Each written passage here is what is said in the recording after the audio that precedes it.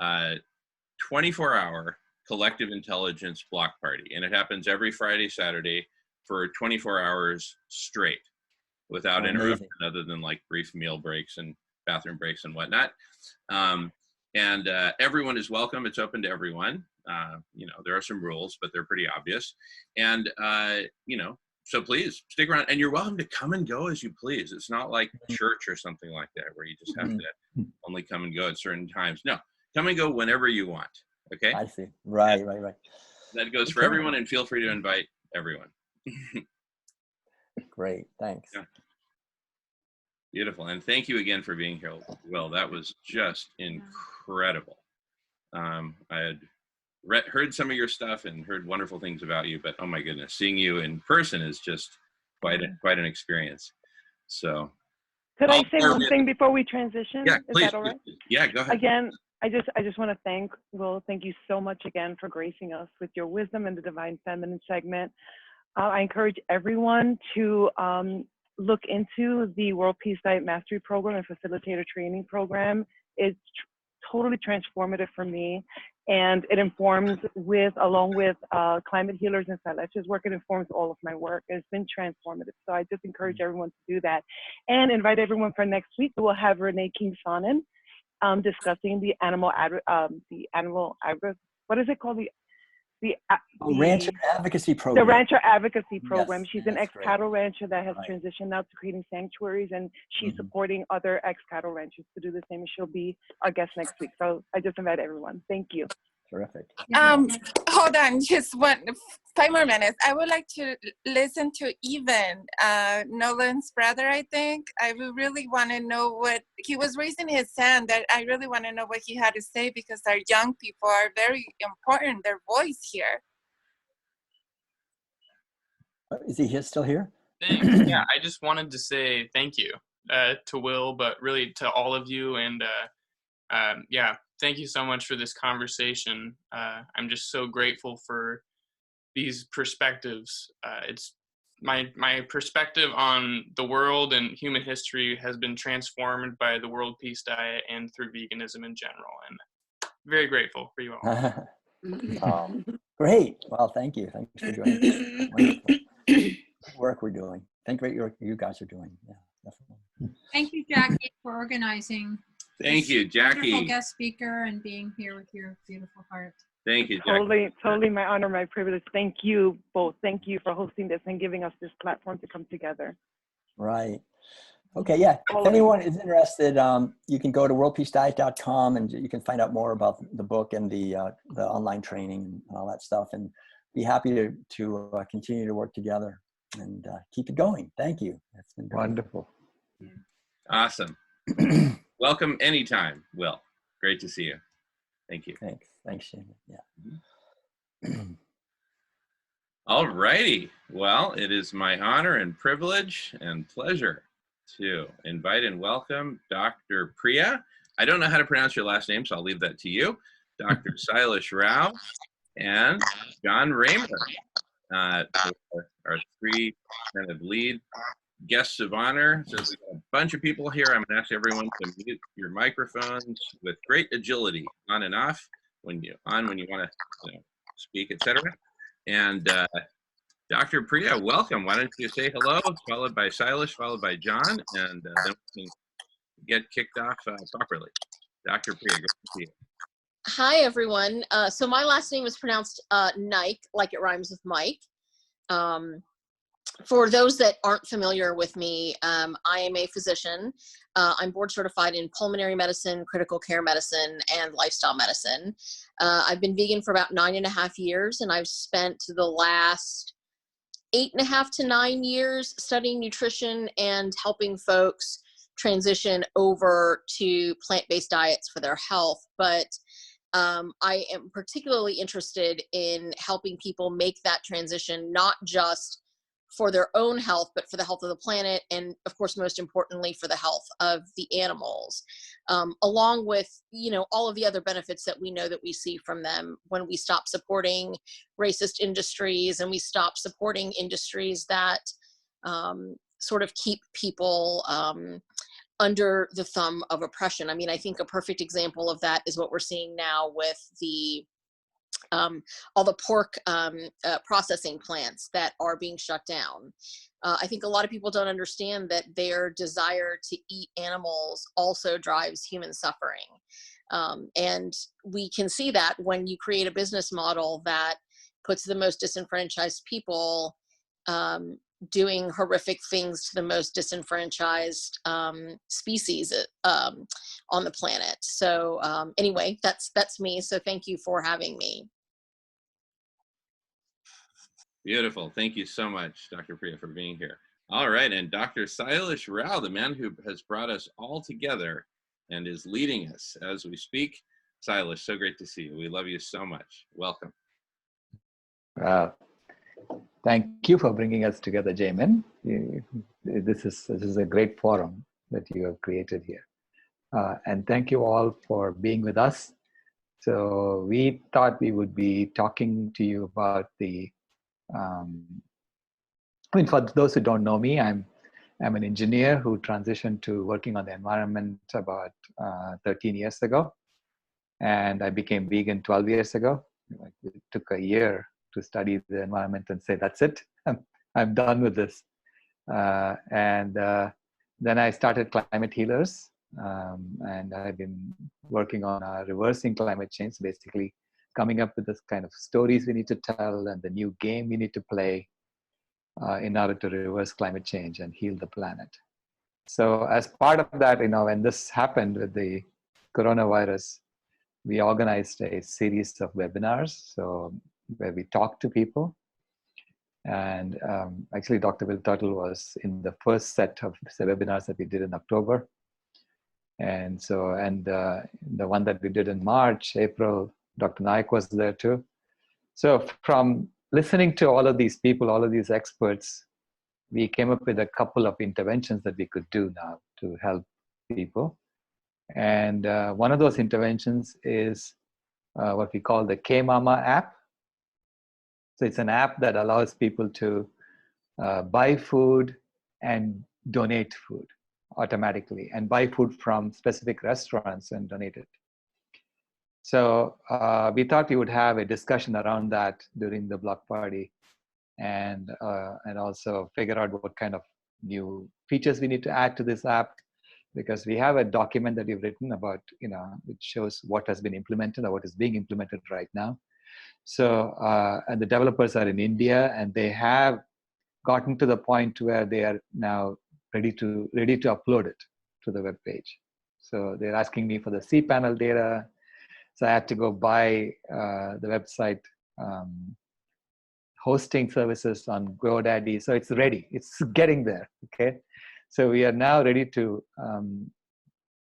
take it very seriously. Find people who deploy it in Phoenix and maybe a couple of cities, and then test it out, iron out all the kinks, and then we can roll it out to the rest of the world. So anyway, that's why we are here. And thank you again for inviting us, Jamin, and for being part of it, for being so enthusiastic about it.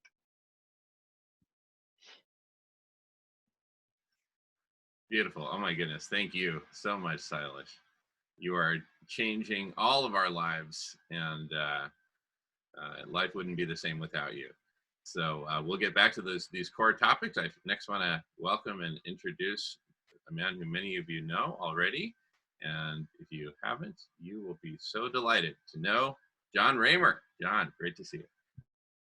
Oh, it's great to be here, Jamin and Jackie. I mean, this is the future. This is what we've got. And I'm finding it's enough. It's, we're going from sit and get to come and go. I remember being in India, and they said, come to learn, go to serve. So I'm so grateful for the vision that you're holding and the passion to create a new medium for us to invent together. And that's what moved me here. I was invited by Sailesh to be on the webinar as well for Climate Healers. And we have an initiative we've launched. It's a part of the Compassion Games, is the Karuna Games. and we're very much interested in synergies. And Jamin, you have the Solutions Club, and I feel that the opportunity for us is to innovate like we never have before, and to discover that new world together through some of these amazing solutions. And when I heard of K-Mama, and then when I heard that there's Karuna points so connected with the Karuna games, I said, well, this is the perfect solution. It has such fundamental difference-making potential. Why not challenge ourselves to really think through the co-creation of such an app? There are people, there's talent all over the world. We have the resources. It's learning how to focus our energy to actually bring this into form. So part of where I can help, and I want to help, and I'm interested in being in the service of this, part of the Karuna games is connecting with mayors. So the Compassion Games started when Mayor Greg Fisher from Louisville, Kentucky, claimed that they were the most compassionate city and would be so till proven otherwise. And that's a whole other story, but that birthed the Compassion Games.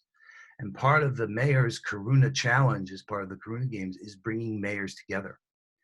And they have the power to actually implement things locally. So we're thinking about city by city to start, to begin to bring K-Mama and the app into form. And one of the places to do that is you have the influence of the mayor suggesting to the restaurants locally, as well as to the community organizers, to get the app out for people who want to buy as well as gift the meals, and empower the restaurants who are willing to provide the meals in the process. It's kind of a holistic solution. So many of us have the skill to launch a great product, you know, and why not put it to bear on this, and in the process build the pattern of how we bring solutions into form from the ideation phase to actually putting them out to people's hands. And that's a collective skill set that I think would be so instrumental, because what we're looking to do is find the greatest ideas right now. The vision of the Karuna Games is to advance of the loving bees. It's be healthy, be kind, be better. And why not all come back better in whatever shape or form that means for us? And one of the ways is to deal with the hunger and also deal with the opportunity of creating more people eating less or no meat. So there's just such a win-win here. I'm interested in developing the pattern. Jamin, again, you're a genius in hosting such a session and having now the block party as well as the Solutions Club. Let's do it. And I'm ready to put in the time. I think the talent's there. So getting clear on the first step, and you've put together this document, Silas. Maybe we should share it with everybody and drop it in the chat so we can see the current narrative about how we bring the providers and the people that are using the app for buying and eating meals together and build the infrastructure we need to make this a great success. Beautiful, beautiful. I'd like to just thank you, John, and I'd just like to make a couple of comments before I then pass the baton definitively to you, Silas, if you're willing, to then lead the conversation from here about the app, right? K-Mama app, et cetera, et cetera. And then subsequent to that, whenever it makes sense, could be an hour from now or just whenever, you take all the time you need, please pass the baton back to me so that I can talk about perhaps a really big context for all this, which I'll just point to now, but then I'd like to flesh out a bit more later.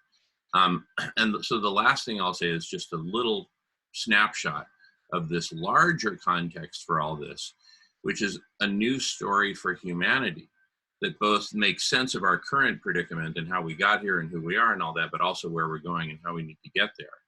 So a story could go something like this, just in thumbnail form. You know, we came here as these wonderful, you know, creatures of creation, et cetera, with all these brother and sister species. We overshot, we way overshot, we went way too far. And then we had to rein ourselves back in. We had to ground ourselves at home. We had to stop all the chatter about, is it okay to kill animals or not? Stop eating animals altogether, et cetera, go vegan, whole food, plant-based. And then we realized we needed to feed everyone, because not everyone has stockpiles of food or the ability to grow their own. And that brought us to a whole new place of compassion. And so we delivered whole food, plant-based diet to everyone. How do we do it? We did it one city at a time. We started with one city, it became a big story. Everyone loved it, everyone fell in love.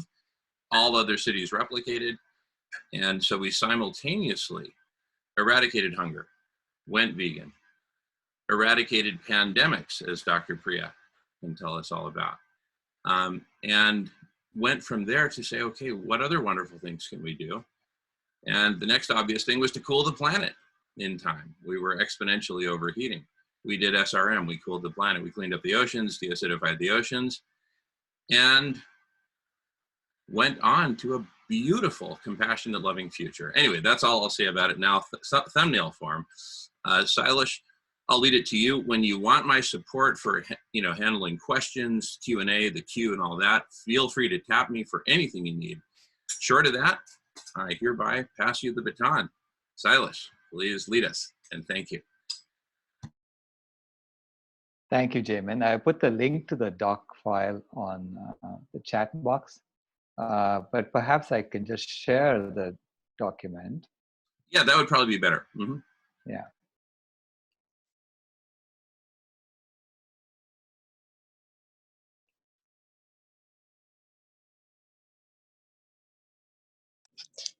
While you're doing that, can I just give everyone an update? Sure. Great. Mm-hmm. So, because I need to jump off in about 20 minutes, I've got another conference call on COVID-19 and ICU and stuff like that from the Society of Critical Care Medicine. So I need to jump off in a little bit. So for the, Jamin, you had talked last time about creating some subcommittees. You had talked about a medical one and a nutrition one, and I'm not sure we really need two separate ones. My personal opinion is they should be combined. So if we are going to go that route, for the medical nutrition subcommittee, I have started contacting various physicians who are lifestyle medicine board certified or have interest in that. There's a couple other medical professionals I'm going to get involved as well. And so I'm starting to get back interest in being part of this project. Again, I think we sort of need to suss out and maybe flush out a little bit of what exactly the commitments are going to be and that kind of thing. My sense at this point is that from the physician standpoint, other than some of the things that we've already talked about, the medical disclaimer, the information for the app. So for the folks that aren't aware, one of the things we had talked about last time is having a little information button on the app so that people can, as they sign up to participate in this project, they might wonder, okay, well, why are we specifying that restaurants provide a Whole Foods plant-based meal to people who need a meal? And so that's where some of the physician stuff will come in, where we'll talk, very briefly. We don't want to overwhelm people, but very briefly talk a little bit about the medicine and the science behind it, because of course we don't want to, in good conscience, we can't as physicians recommend foods that we know would harm them, to people who are hungry. This isn't the time to be, sort of going with the attitude of food is food. We know that that's not true. And something shouldn't be considered food. And so we certainly don't want to promote a message that's not scientifically based. And so I've got some folks that are involved in this. We really want to make sure that it is a very diverse group of people. So I just kind of wanted to give everyone an update. I've got 4 physicians signed on at this point to help out. Wow, that's awesome. Yeah, thank you so much.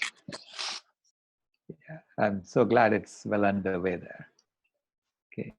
Yeah, I mean, everyone, as soon as they heard that this was, for climate healers, and they heard that it was about feeding people, people just jumped on board. So I think when it comes time to the large press conference, we can definitely have a wall of white coats. Okay, wonderful. And if I can comment super briefly, Dr. Priya, everyone please take note of what Dr. Priya just said. When they found out that this was about ending hunger, and the other thing that you mentioned, I think, climate healers. I mean, those two go together like, I'm going to let Silas think of a good food pairing, but they go together really, really beautiful. And look, people just jump in. They want to help, okay? This doesn't just apply to doctors, okay? This is going to be the general response. So when we do the press conference, it's going to explode. Everyone's going to be sharing about it, loving it. Back to you, Silas and Priya. Thank you so much. So let me share.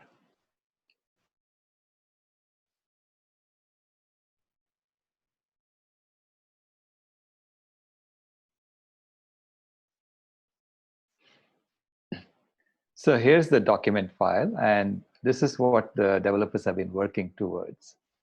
Now we've been discussing beyond this, so I'll just give you what they've been working towards, and then give you at the end the additional features that we've been talking about adding to that.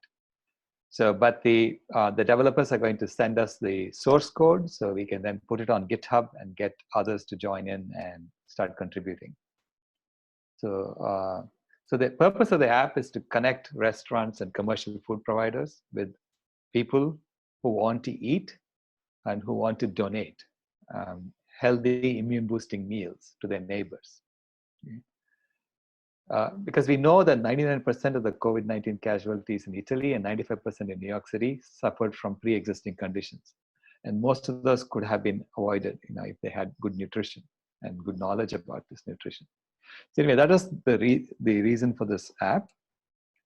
And so when people join the app, the first starting page, they're going to enter their location first. Okay, so that's how it works. So they enter their location first, and then they identify whether they are a provider or a user. So a provider is someone who makes the meals and makes meals available. And so where users are those who eat the meals, right? Or donate the meals. Okay, hold on. So providers, they agree to supply a single healthful immune boosting meal each day. It's the K-Mama meal of the day. So we'll specify what those meals should contain, based on that it has to be whole foods, plant-based, with no oil, and they don't have to do it every day. They can say, we are closed on Tuesdays, and we're gonna not offer anything on Tuesdays. But when users order the meal and pay for it, they agree to put an extra meal in the gift pool. So there's a gift pool that's being assembled in every local area, right? So that's the buy one, gift one concept. And users can choose to gift more than one meal by paying extra, okay? So they may even have, as I said, they may have a buy one, gift 10 type of deal where they can cook in bulk, and therefore they say, it's not going to cost 10 times as much or 5 times as much.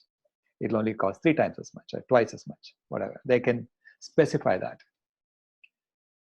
And twice a day, the providers agree to distribute all the accumulated ordered meals to the order locations within the delivery area with appropriate processes for hygiene.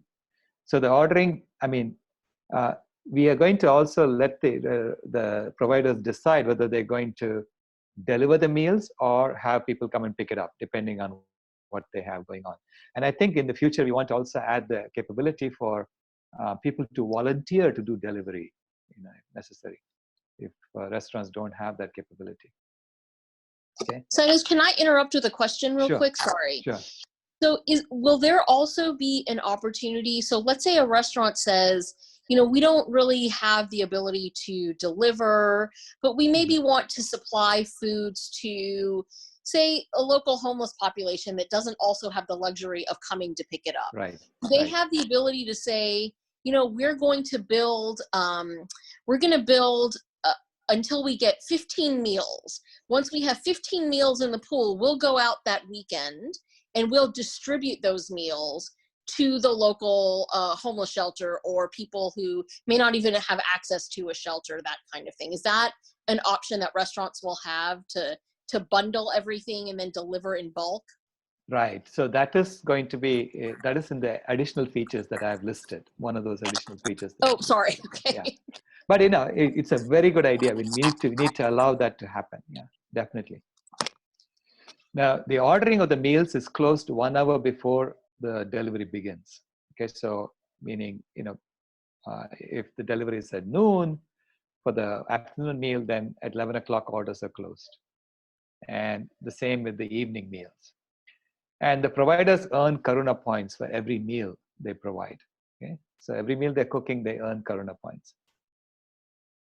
And we can choose how many points to assign to each of these actions. Okay, right now we I think it's starting with just 1 for everyone.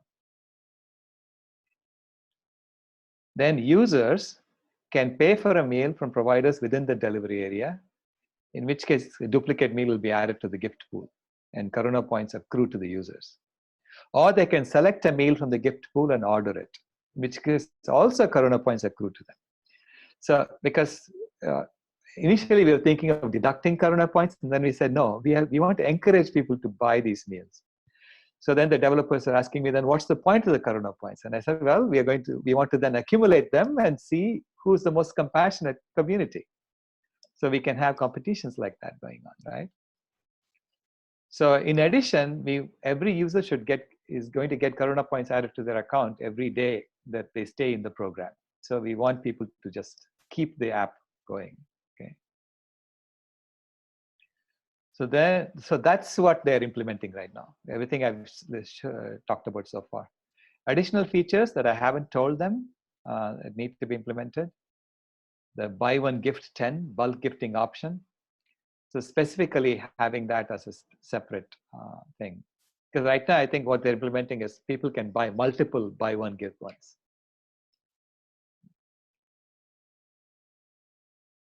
So then the aggregation of the Karuna points over groups, communities, etc. So that database manipulation needs to be implemented. That's not there in the current one. And also to be able to display leaderboards.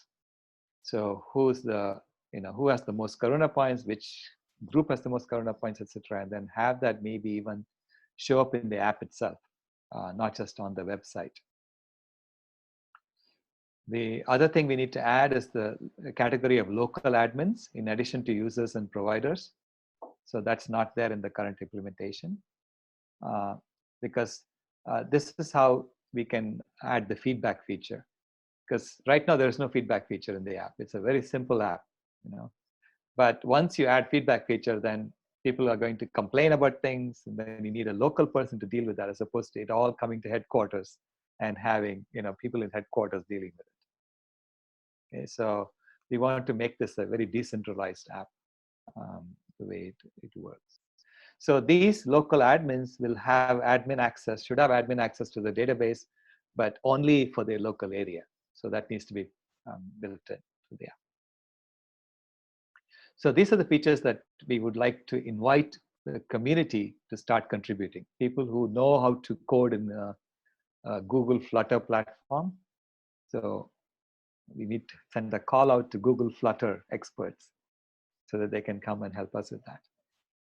Okay, Google Flutter is it's a fairly new tool set that Google announced, I think, a couple of years ago, 2018. And that allows people to build apps that can be then compiled for both iOS and Android seamlessly. Okay, so that's what Google did in their platform. And it has had, quite a few people are using it right now, and this team has been using it to build their apps so far. So that's what I have so far. So let me stop sharing, and then we can throw it open for discussions.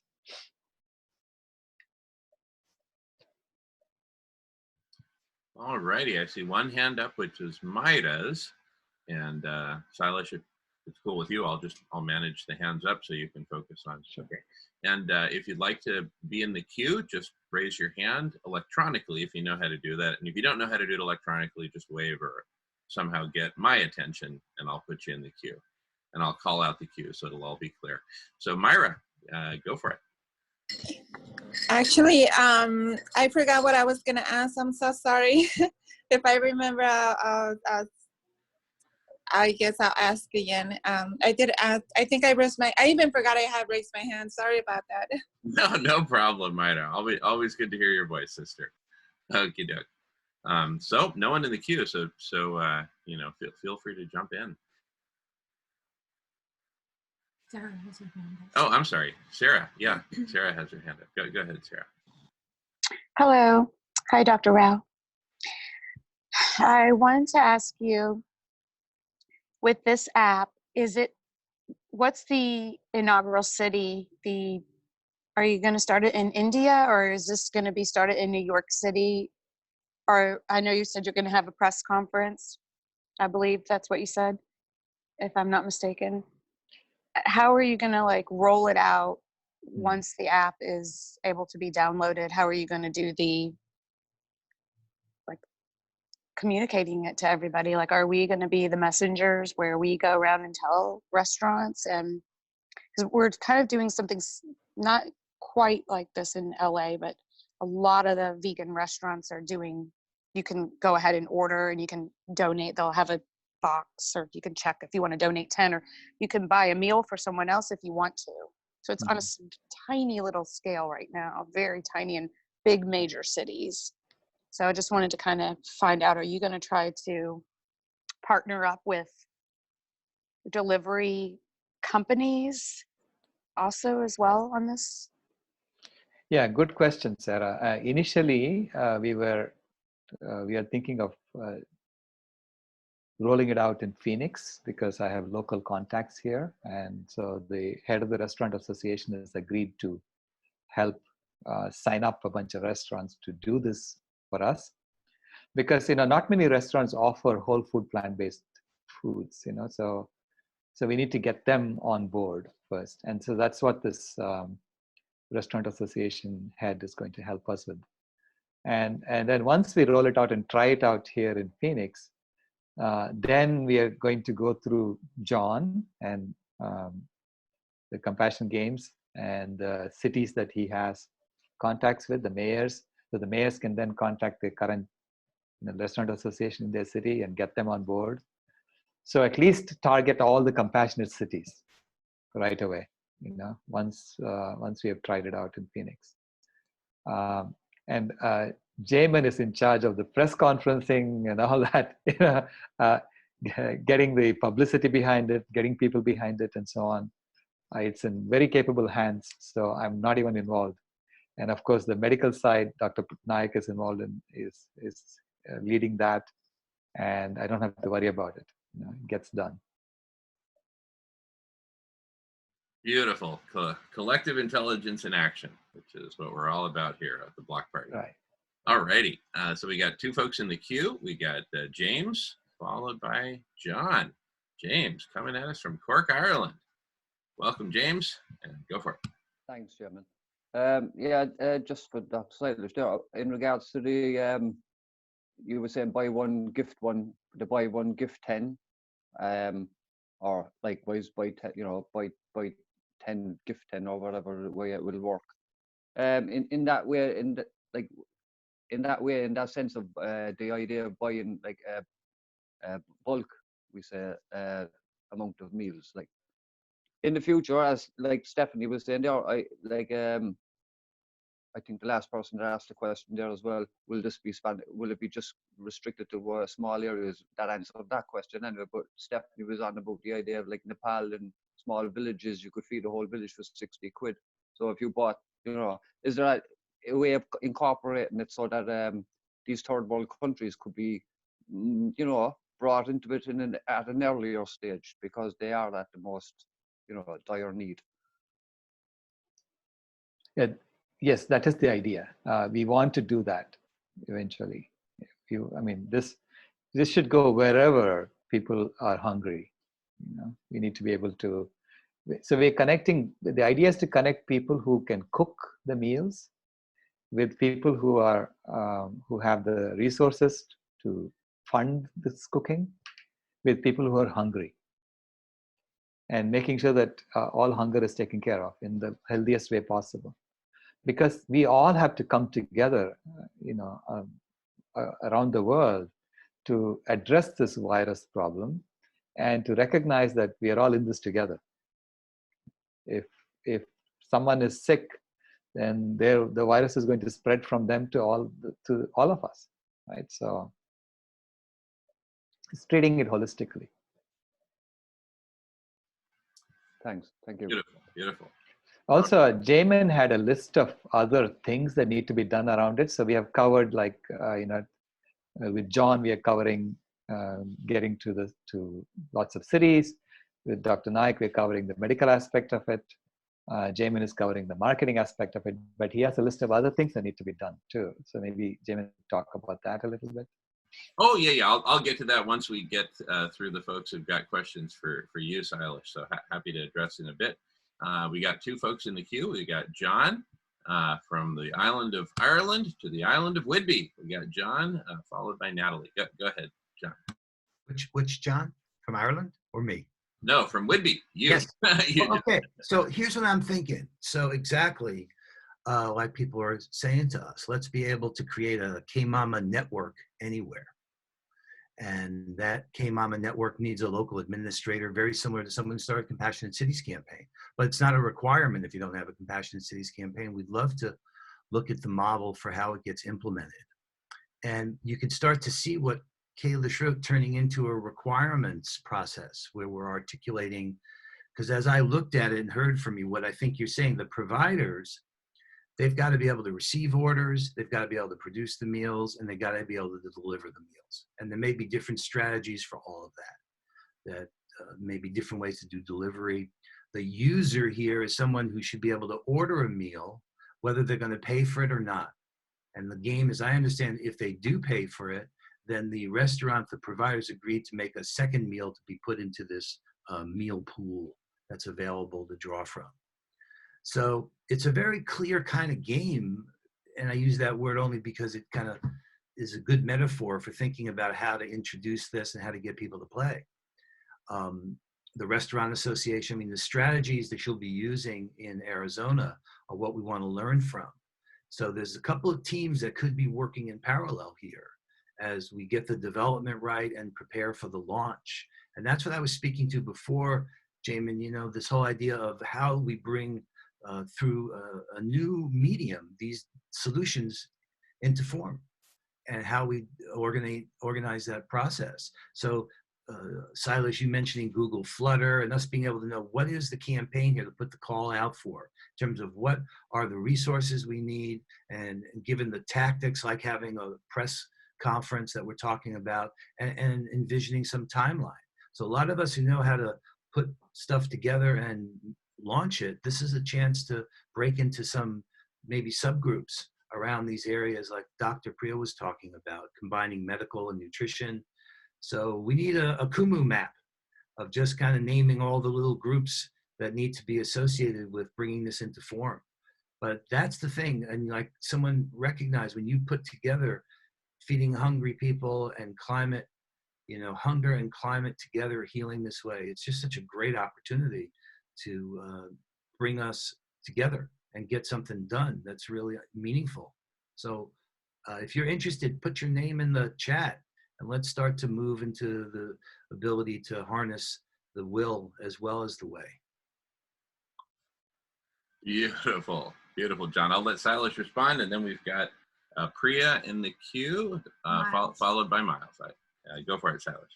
No, I absolutely agree with John. I mean, we need to put the call out and get people to start contributing in any way they can to bring this solution as quickly as possible. The need is here. Need is now. You know, when people go hungry, they have to get solutions given to them very quickly. Awesome. All right, Dr. Priya, go for it. So one is a comment and then one is a suggestion. So one of the other things I neglected to mention, part of the subcommittee, you know, obviously one of the things that we're talking about here is the goal of this app is not just to eliminate hunger. We also have an opportunity here to really dramatically decrease the chance of the next pandemic, right? So tying it into what's going on now, you know, as we've talked about before, the way to prevent the next pandemic is to change how we eat. But John from Ireland brings up a really good point.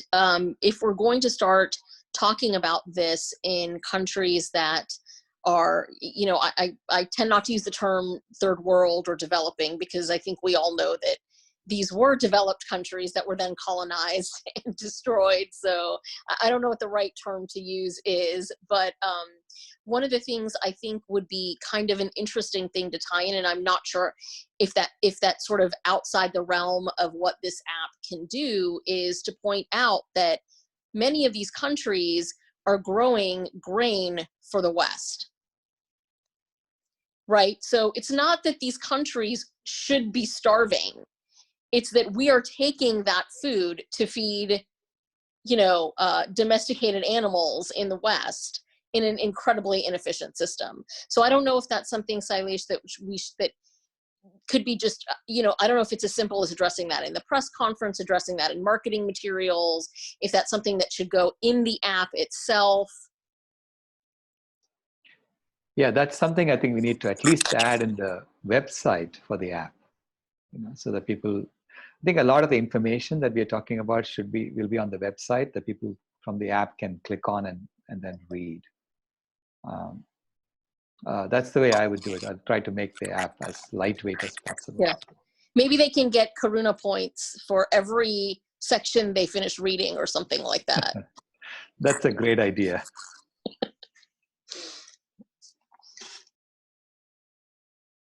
All right, beautiful. We got a couple of hands up. Miles, followed by, and it's James in Ireland, John on the other island, Whidbey, and so go for it, Miles, followed by James. Okay, thank you. The idea that came to my mind is I'm in Calgary, Canada, and there's what is called Southern Alberta Institute of Technology Polytechnic. And, this idea combines dietary science, it combines computer science, logistics, and the culinary arts. And so there's a culinary arts school here. And in fact, they have a downtown restaurant where the students serve the public meals. And so they have the infrastructure. And in fact, they're probably wondering, how they might carry on with the students' studies. But nevertheless, just thinking that outreach to any city or polytechnic and universities that would want to be part of this to help launch it in their locations. Thank you.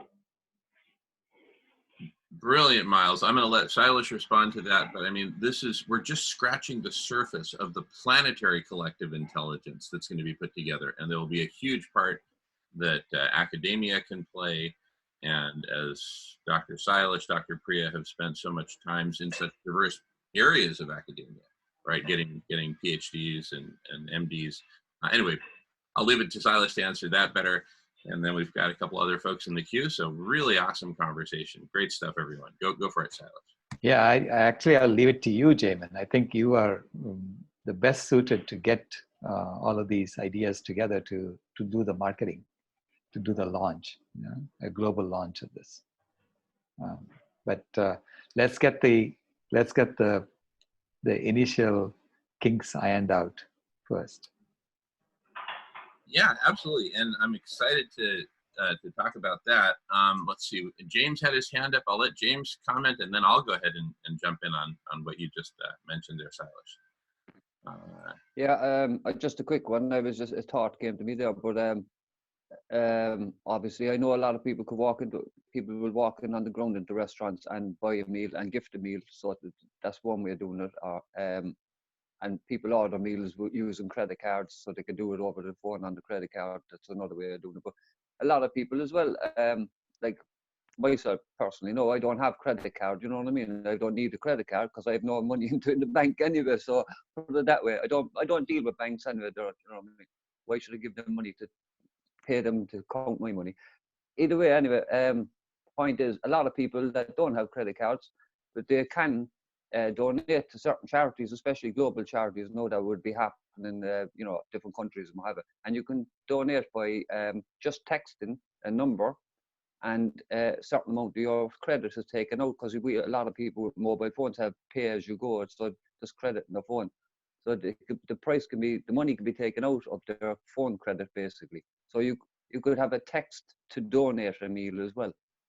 app as part of the app. Like, you probably thought of that now already, I'm not sure, but you could have that as one of the things, like text to donate a meal. Just text a number. Like. Right.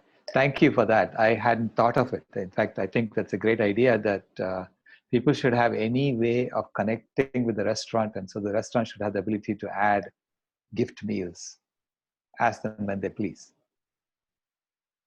Right? That's an easy way to do that. Beautiful. All righty. Well, let's, I'll go ahead and take the microphone at this point. What a wonderful discussion. And by the way, this is just such a beautiful example of collective intelligence in action. So everyone, please pat yourself on the back, and let's actually stand up and do a little group hug here, because this is all of us together is what creates this magic, okay? And we have such an opportunity right now with everyone grounded at home using Zoom anyway to communicate. We're all Zoomers all of a sudden, and that creates such an incredible platform for precisely this to take off. So all the stars have aligned, and that's a really key thing to point out. So I'm going to talk about kind of two levels of collective intelligence and how they can work together. And one is at the very local level, and the other is the planetary level. And the way that I see the two playing together is that we pick one or two cities, maybe maximum 3, for starters, that we say, and because we can only do a press conference in exactly one of them. So no matter how you slice it, there will be one city kind of leading the pack.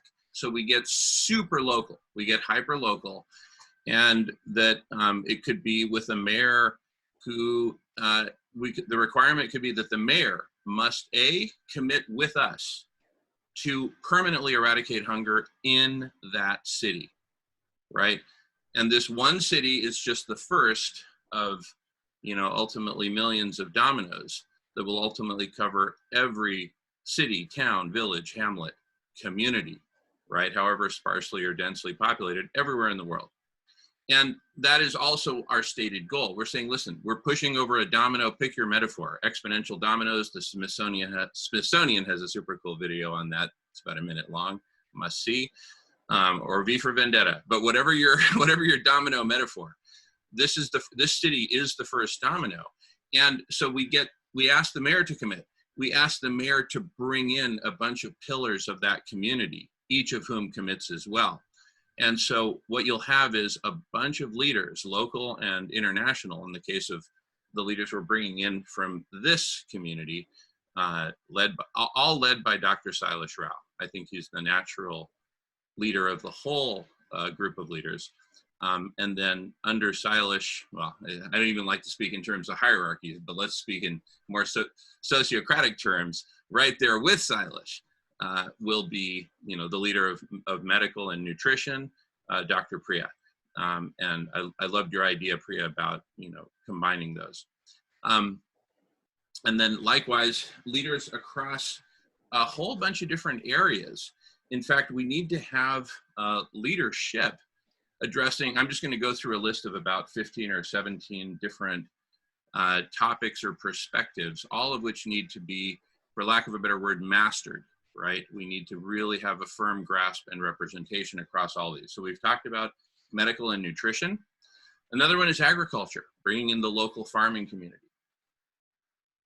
Another one is restaurants. It could be the head of a restaurant association or a few lead restaurants who choose to take the lead. But all of these must commit with us to eradicate hunger in that city.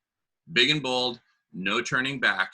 We all commit together, and we don't let any one of us get away, right? And say, you know what, I've worked hard at this for a couple of months. It's time for a vacation. No.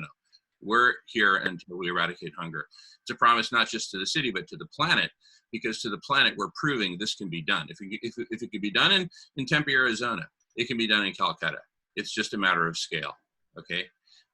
So another is government. We need representatives from all levels of government. Who's willing to step up? And what we're essentially creating here is a parallel story to the story of Stone Soup. Whereas with Stone Soup, people came forward with, you remember, onions, carrots, right? Here, people are coming to the soup with, oh, I'm here representing the federal government from the Department of Agriculture, for example. Or, no, I'm here representing city government as the mayor. Well, I'm here representing, et cetera, okay? So government. Churches and religions. I'll let John speak to this, but Louisville is like this major center of all different faiths. So you talk interfaith, you don't get more interfaith than Louisville, okay? Just as an example. Right. Nonprofits. We need leadership from the nonprofit sector, representing and committing, okay? The technology sector. We've got great representation right here in this room. Well, let's formalize it, right? And I mean, big tech, there's a lot of money in tech. There's a lot of ability to help us create the solutions or participate in the creation of the solutions that we need. The environmental sector, and I really want to point out what Dr. Priya said is absolutely correct. When you tell them, listen, this is about healing the planet, stopping climate change, ending hunger, and stopping pandemics, everyone wants to participate. This is a stone soup that no one can say no to, okay? So we talked about the environmental sector, permaculture and living food forests. Jorge, here to represent, right? Jorge and Sylvie, for example. Veganism. Any takers? I'm just kidding. All the hands go up. Okay. The arts, right? And, for any one of these, you could say, well, there's lots of different branches of the arts. Great. Just like Dr. Priya is bringing in a whole team of doctors with different specialties, we'll have artists representing different media, right? Different forms of expression. Another area is inclusion and radical inclusivity. Okay. My sister Jackie comes to mind, but anyway, as just a wonderful person to lead that, but I'll leave that up to her. The story factor. Look at the storytellers we've got in this room, right? Will Tuttle, if you're still listening, you're a heck of a storyteller. He told us amazing stories in the 2 hours preceding this segment. So let's get the storytellers together. I'm just going to put operations and volunteers, right? Listen, if we're going to eradicate hunger in a whole city, there needs to be serious operations and attention paid to operations and coordination. So it's some form of centralization. It is inevitable, but it'll be a collective intelligence powered sociocratic, as opposed to sociopathic, form of coordination and organization, okay? We need neighborhoods and local communities. We need, a neighborhood leader who's been doing it for decades, preferably, to say, yes, I'm here to represent the neighborhoods and communities perspective, right? And then another big one is strategy. Well, that's kind of what we're doing right here, right? Well, that needs to be formalized too. So in the end, we're going to probably end up with a couple of dozen major kind of areas, major topic areas, each of which is deserving of its own Dr. Priya, so to speak, right? Its own Jackie, its own person who says, I will take that on because this is what gets me out of bed in the morning, right? Maybe for Jackie, it's families. We need someone representing the family perspective, families, children, youth, etc. Boom, maybe that's Jackie's. Maybe we need to clone you, Jackie. No, wait, you've got a sister, so we don't need to clone you. Anyway, so anyway, say it's a couple dozen, give or take, major topic areas that need to be mastered. And so what I would recommend is that we start the process stone soup style, right? Oh, but we only have a few ingredients in the soup. Doesn't matter, just start. That's perhaps the biggest lesson of stone soup, is just start with what you got, where you are, right? And tell the story and beat the drum and people will come, right? No one's going to say no to this. So once we get the right, I'd say the lead city, and look, it's not to exclude the others, it's to empower the others by pushing them over. Let's get that first city to just go wham and just explode. You know what's going to happen?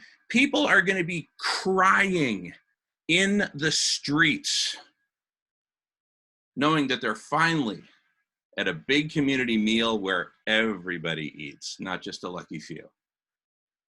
And we're all eating the same food. Whole food, plant-based. Why? Because we need to stop the virus.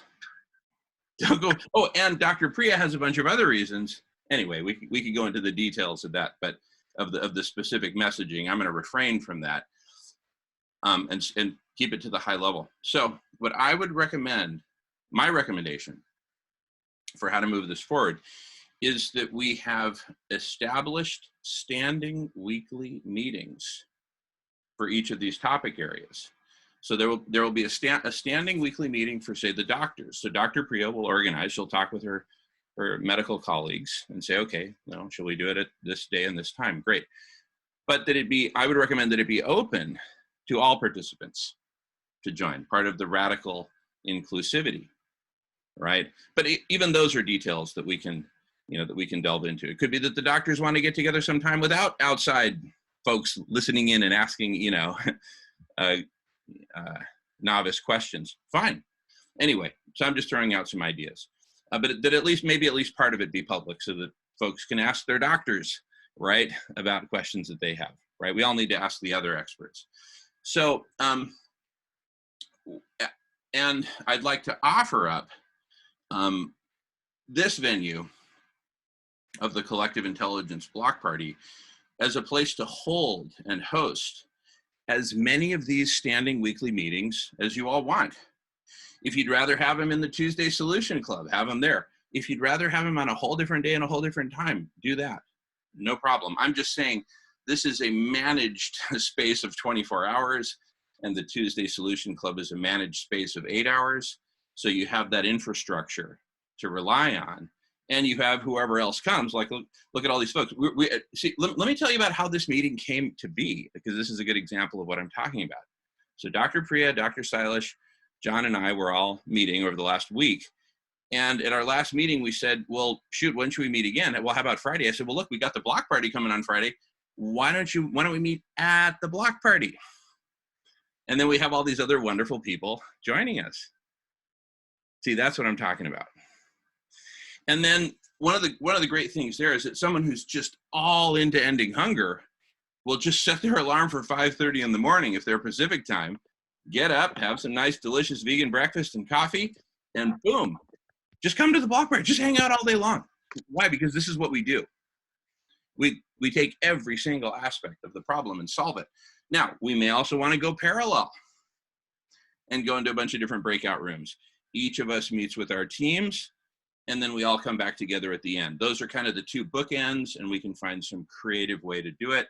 We'll work that out on a case-by-case basis. So please talk to me about scheduling, and that way I can kind of make sure we juggle and manage all these different facets. You have creative ideas about scheduling, that's great. But anyway, I don't want to get further into the details on that right now, because we're keeping it pretty high level and hitting a bunch of different topics. But the basic idea that I would propose is that in addition to a general weekly meeting, like what this could be an example of, right? We have all these specialty focused meetings on the special topic areas, right? And let's make sure that the meeting times and days are friendly for Silas at a minimum, right? So that he can both give guidance to, get feedback from. He is our racehorse as the big systems level thinker who has spent his life working with and bringing together whole teams and divisions of systems level thinkers, specialists, managers, you name it, right? So my vote is Silas for president. And in the meantime, his first big appointment could be here leading all this. So anyway, those are my initial thoughts. Speaking of great connectors, Mr. Dylan Howard has just joined us. Welcome back, Dylan. Great to see you. We're kind of in the middle of a super cool meeting right here. So if you want to just sort of go with the flow, say hello and go with the flow, that would be super cool. I'm saying hello and I'm going with the flow, and I'm going to review the last hour I missed later. But thank you. Continue. Oh yeah, absolutely. And feel free to jump in, you know, raise your hand, etc. We got, you know, what we're, I'm kind of in the middle of a little monologue here. Then we'll start kicking it around in a few. And in terms of the first city in which we launched this, so imagine a big press conference. And for those who haven't seen it, I'll show a couple images of Jamin Shively in the news, in the media, doing press conferences and whatnot, just to give a little flavor for what I'm talking about. Let me pull that up.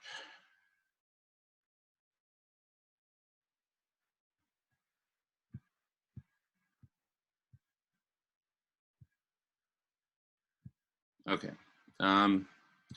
So I'm just going to literally spend about a minute or so on screen share just to show. So after my years as a corporate strategy manager for Microsoft, I was then focused on how do we end hunger, and that ultimately brought me to launch the first international premium brand of cannabis, dedicating 100% of my share of the profits to ending hunger, based on the legacy of my great-grandfather on the left, Diego Pellicer, who was the largest grower of hemp in the world in the late 1800s.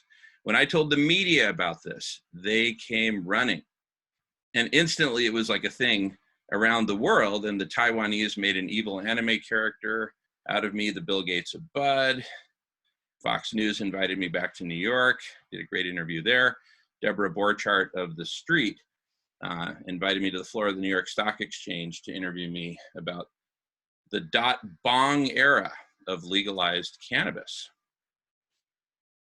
And it was when I invited my old friend, former Mexican President Vicente Fox, to join us, the media just exploded. You see, what we're launching here is not just a story about ending hunger in one place, and it's not just a story about helping stop the spread of corona, right? It's a story about eradicating hunger for all time, for all people, all around the world, and eradicating pandemics. Here we are on Wolf Blitzer. See, what were we talking about here? Eradicating prohibition. Or eradicating hunger is even sexier than eradicating prohibition. This is the big press conference that really launched the whole thing. The whole video is up on YouTube. It's well worth watching. All the relevant experts were here, from Dr. Michael Osborne, president of the Strang Institute of Cancer Prevention in New York City. They're the ones who developed the Pap smear. So we bring in all the big guns that we need and do a press conference that gets the world's attention. This previous one was the beginning of an international tour that ultimately led us to the heart of the drug war in Mexico, where we led a 3-day symposium committing to eradicating criminal drug cartels and organized crime. And that led to some interesting consequences, which I'll talk about later. But at this 3-day symposium in Mexico, there were representatives from Uruguay. And within a few months, Uruguay became the first country on earth to legalize cannabis. So changing history. And that first press conference I showed forced the hand of the Obama administration. So we're literally going to force the hands of governments all around the world to say, hey, are you in or out with this simultaneously eradicating hunger and pandemics with whole food plant-based diet? It puts them on the hot seat, which is where they belong right now, in or out. In fact, we'll start a meme, in or out, not in and out. They got it all wrong, in or out. And then, whoa, everyone will say, my goodness, did you hear? They're eradicating hunger. in Kentucky or in Arizona or wherever, because wherever we push over the first domino, whether it's in a city in Kentucky or in Arizona, the rest of the cities in that state and in neighboring states are everyone's going to want it. All righty. With that, I'm going to get off my little soapbox. I'm going to first hand it to Silas for any follow-up immediate commentary, followed by John. Looks like Priya had to go to her other meeting. And then we've got two folks in the queue, Miles followed by Myra, if I got it right. Anyway, Silas, back to you, and then John. Well, thank you so much for that. That was amazing. Yeah, we need to do this. We need to do this. We need to inspire people to think of what is possible, as a species.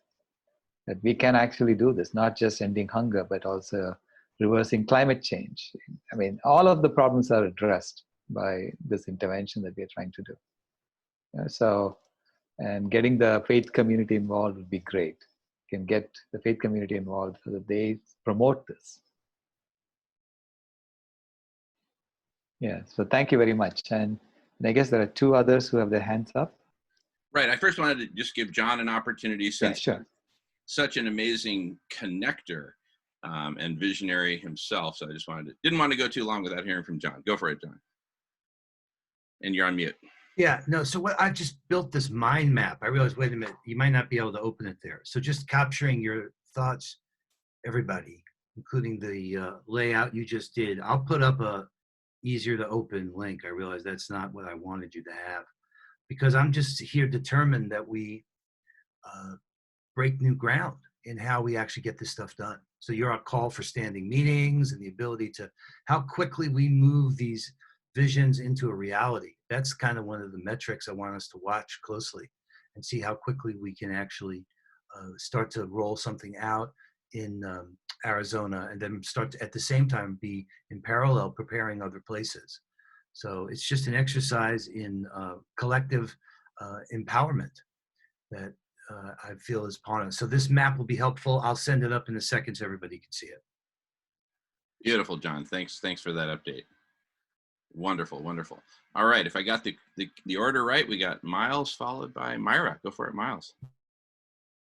Yeah, so wow, this is a great idea. It just occurred to me, outreach to the city public health, public safety, public security professionals. They'd be very interested in the community of sociologists, to track the impact. And there'll be a return on investment, as we said earlier, about keeping people, at least content that they're not panicking because they're going hungry. Thank you. Beautiful. Beautiful. Exactly. I mean, we're taking care of the most basic need, right? But I think the bigger banner to fly is that of compassion. Because under compassion, you've got love of Mother Earth, love of all species, love of humanity, wanting to cool the planet, etc. So single banner, single word, compassion. But our lead is, in fact, we could get, we need to get a bit spicy here, and we'll get into the spice later when in the topic of marketing, which I'm happy to lead up, at least for the time being. But part of the spice could be, don't even talk to me about compassion if there are hungry kids right here in this city. We are here to eradicate hunger, eradicate pandemics, and cool the planet, right? Just boom, boom, boom. And it's just like, whoa, who the heck is going to oppose you, right? The real question is who's not going to join you. Everyone's going to join you. Alrighty, Myra has her hand up.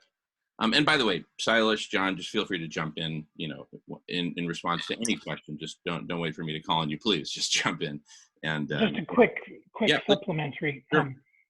At the best of times, there were lineups at the food bank here in my city that stretched for blocks. And your concept is, why are people having to drive down to a food bank, park their cars idle, sit there for who knows how long, whereas this app brings the food to the people? Thank you. Exactly.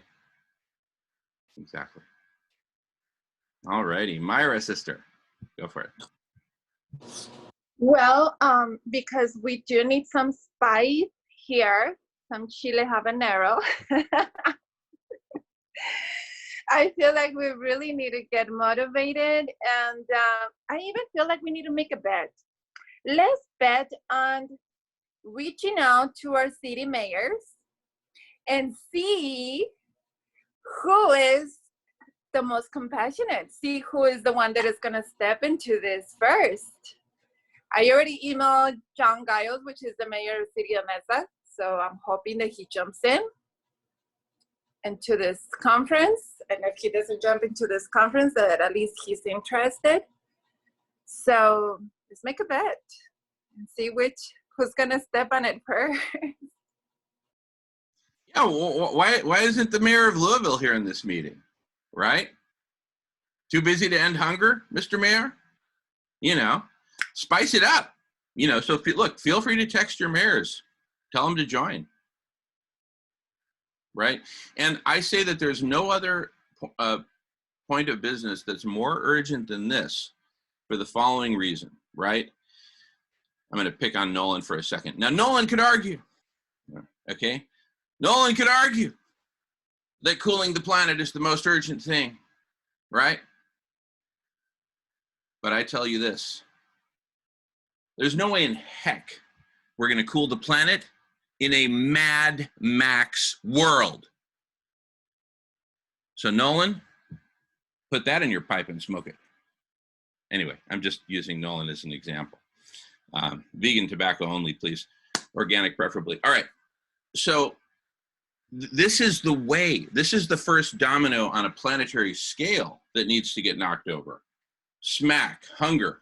Hunger knocks out COVID. That knocks out all pandemics because we now have the way to treat the planet of pandemic. We also take out BAM, animal agriculture, factory farms, gone. Good riddance, right? This creates a world where people are well. At least we have the foundation. I'm not saying we're going to solve all the problems by ending hunger, but you solve the biggest, right? And you also bring people together. What's the best way to resolve a conflict? Just get together with the other party and break some bread, have some food, share a meal, share stories, right? And so it's going to bring us together in eating good food, immune boosting food. It's also going to bring us together in conversation. Because when they say, hey, who done it? Well, the collective superintelligence did it, right? One person, Dr. Silas Rao, stepped forward with an idea and said, hey, and then a bunch of us came in to support him. And this whole thing grew out of it, which really the bigger story is humanity coming together, forming a collective superintelligence, which is right at our fingertips now that everybody is up on Zoom, right? There's a few missing pieces, and we're hard at work on that. But we came together to end hunger and to eradicate pandemics, including the current one, and to go vegan and to boost our immune systems, to be healthy, and to keep coming together. So it becomes a virtuous cycle. The more we come together to do this, the more people eat. The more people eat, the more they join us and say, thank you, how can I help? Well, your being here is help enough. Thank you, right? So the collective intelligence grows. The more it grows, the more we're able to feed, right? I mean, it's such a beautiful, virtuous cycle. And in the process, the collective intelligence grows so much that we have whole sectors of the planetary brain working on SRM. So Nolan, back to you. We ultimately get to the SRM that you've been clamoring for, right? We just had to take a few extra steps to get there, right? See, Nolan's smiling. He likes it. All right. Let's see. Myra, I don't know if you've got your hand up again. We've got Sarah, or did I just forget to take your hand down the last time? That's probably it. All right. Okay. And Sarah, go for it, Sarah. Oh, you're muted, Sarah. You're muted. Okay, got it. One of my questions would be, how do we compete with the food banks that are already set up? Because right now, because of this, there's massive food banks, and I've seen the lines. And like you said, I mean, why should anybody have to wait in line to get food when they could actually get this? But then I think about the rural locations where they don't have the internet. Unfortunately, I can't believe it, but there's several places that, you know, obviously do not have internet. So how would they use the app? And we definitely need to be realistic in the world hunger thing. I mean, world hunger thing. The food bank that already exists, because they're going to be, unfortunately, I know this sounds crazy, but these people are crazy because they're feeding them animals, you know, meat, dairy, eggs. So how do we somehow secretly infiltrate them without stepping on their toes? Because people have egos, unfortunately. So that's my question. I mean, because we have to be realistic and think about the food banks that already exist. And people don't like when you force their, you know, hands per se on something. Because if we go in and say, well, you should serve this, you know, you should serve that, this should be almost developed to eradicate the food banks so that they don't have to, you know, get the food from where they're getting it from, which we all know is meat, dairy, and eggs. So we want to make sure that we address this. I think that's important. Anyway, that's my own personal opinion on it. Can we make it cheaper and more convenient compared to the food banks? Definitely. I mean, because we're going to be delivering it. So you can't get cheaper or more convenient than here it is right at your doorstep, right? So we're a better service than the food banks at that point. Absolutely. And then, but even upstream of all that, remember, with the different areas of expertise, the different topic areas we're going to be mastering, among them is nonprofits and food banks specifically. We need food banks at the table in the ideation of this. We don't come to them late in the game. We say, no, hey, we need you right here up front. So please join us. I would think if I were the manager of a food bank, I would be delighted to hear about this initiative, because there I am every day fighting hunger, trying to get people nourished. If there's a better way, my goodness, please, right? Let's do it. Now, you have to keep in mind there's certain communities, including homeless, who depend upon that food bank, who aren't necessarily going to find out about this other way, and who depend upon it. So if we do retire food banks, we'll retire them very gracefully in a way that everyone's taken care of. But great question there. Does anyone else have anything to add to that area of topics? Yeah, and Jackie, yes, and Myra. Go ahead, Jackie.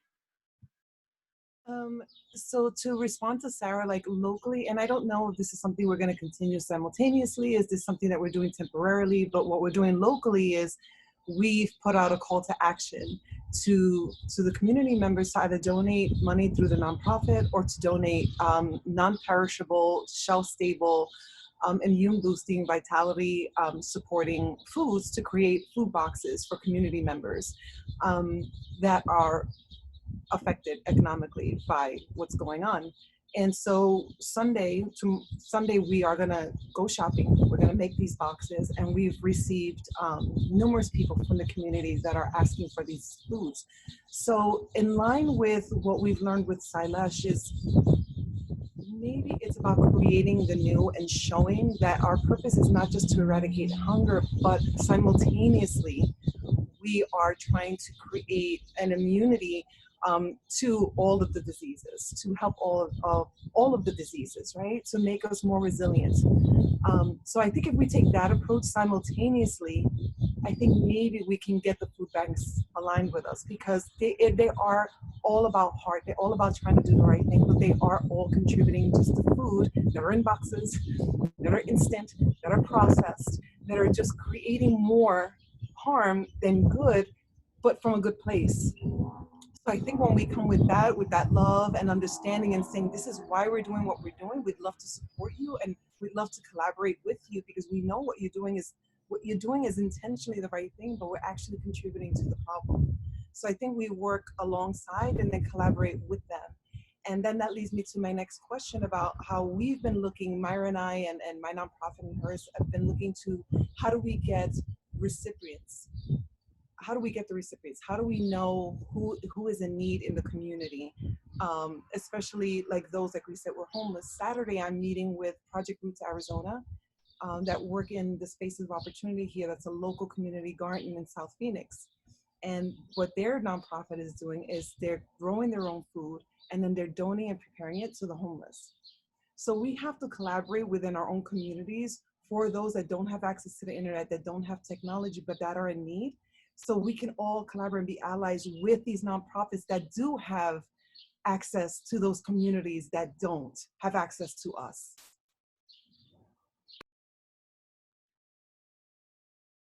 Beautiful. No, that's it. That's the answer, Jackie. We collaborate with them. And in terms of reaching out, I would say, the goal is to literally cover every, square yard of the city in question. Meaning, you go neighborhood by neighborhood, door to door, block by block, no stone unturned. Where do the homeless live? Well, you talk to the police. They know where the homeless are. Work with them, including let them come along and make an introduction, right? There are police officers who, their area of coverage is this particular area where the homeless live, and they know them, right? And there's relationship and trust. Whoever that broker of trust can be. And as far as food banks having any kind of jealousy or anything like that, I've never met a food bank manager who thought that they've got the solution. No, they're just doing it because they love people and want to help. But if a better way comes along, I think they'll be the first to embrace it. Right.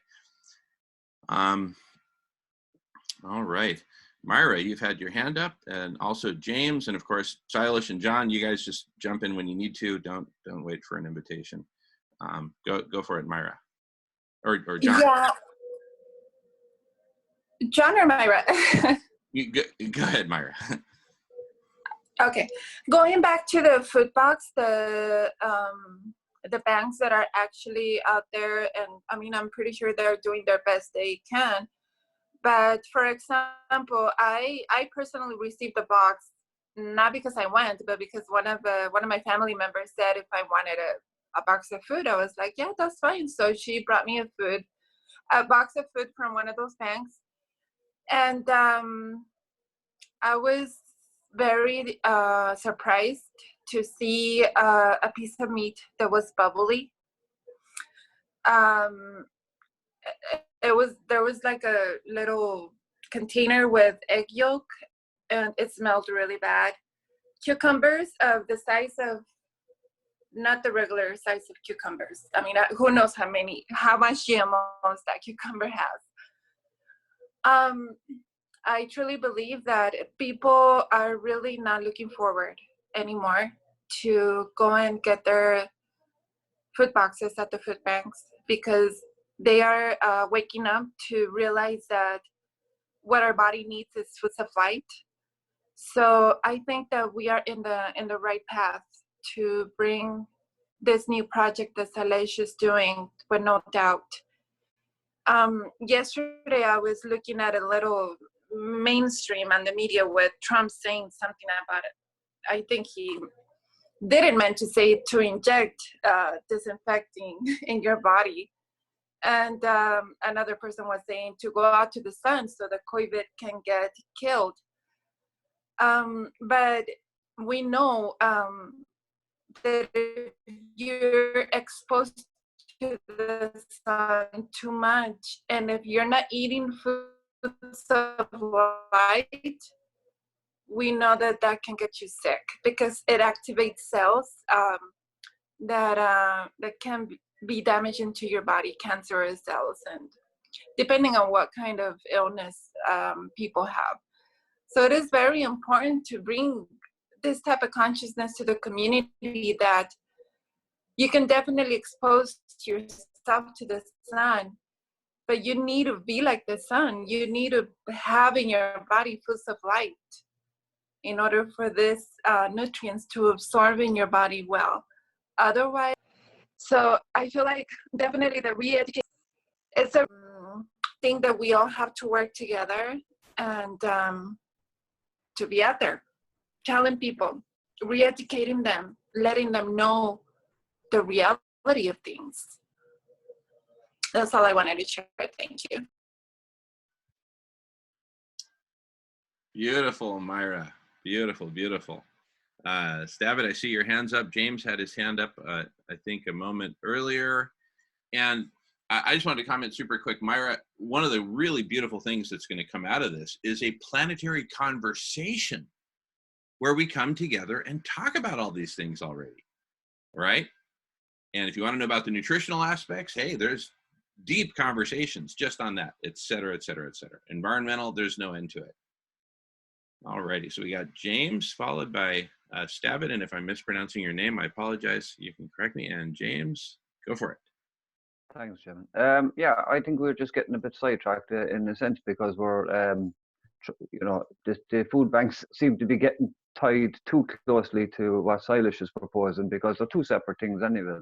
All we're proposing about the food banks really is to reduce people having to queue up to get their food and be in close proximity. It's as simple as that. So we're only going to be, you know, having to, you know, discuss with them an alternative way that they have the food delivered to the, or you know, have the people collect the food, and it's just an alternative way of working for them, which makes it easier for them. They're not dealing with hundreds of people a day either, and having the chance of being infected themselves or anything else like that. It's just a way of working out a different system of that being done, basically. That has, but it's not really connected to what Eilish is doing either. That's a totally different kind of proposal. Then again, the food banks will always operate, and they usually operate under the fact that people donate foods anyway. So you have no control over what foods that are going to be put into boxes and divided up in a sense either. It's when a person's hungry, they'll queue up at the food bank to get what they get. There are some where they may have the luxury of walking in around and picking out of what's available, and that's good too, but not in this situation because the idea is to keep people away from them.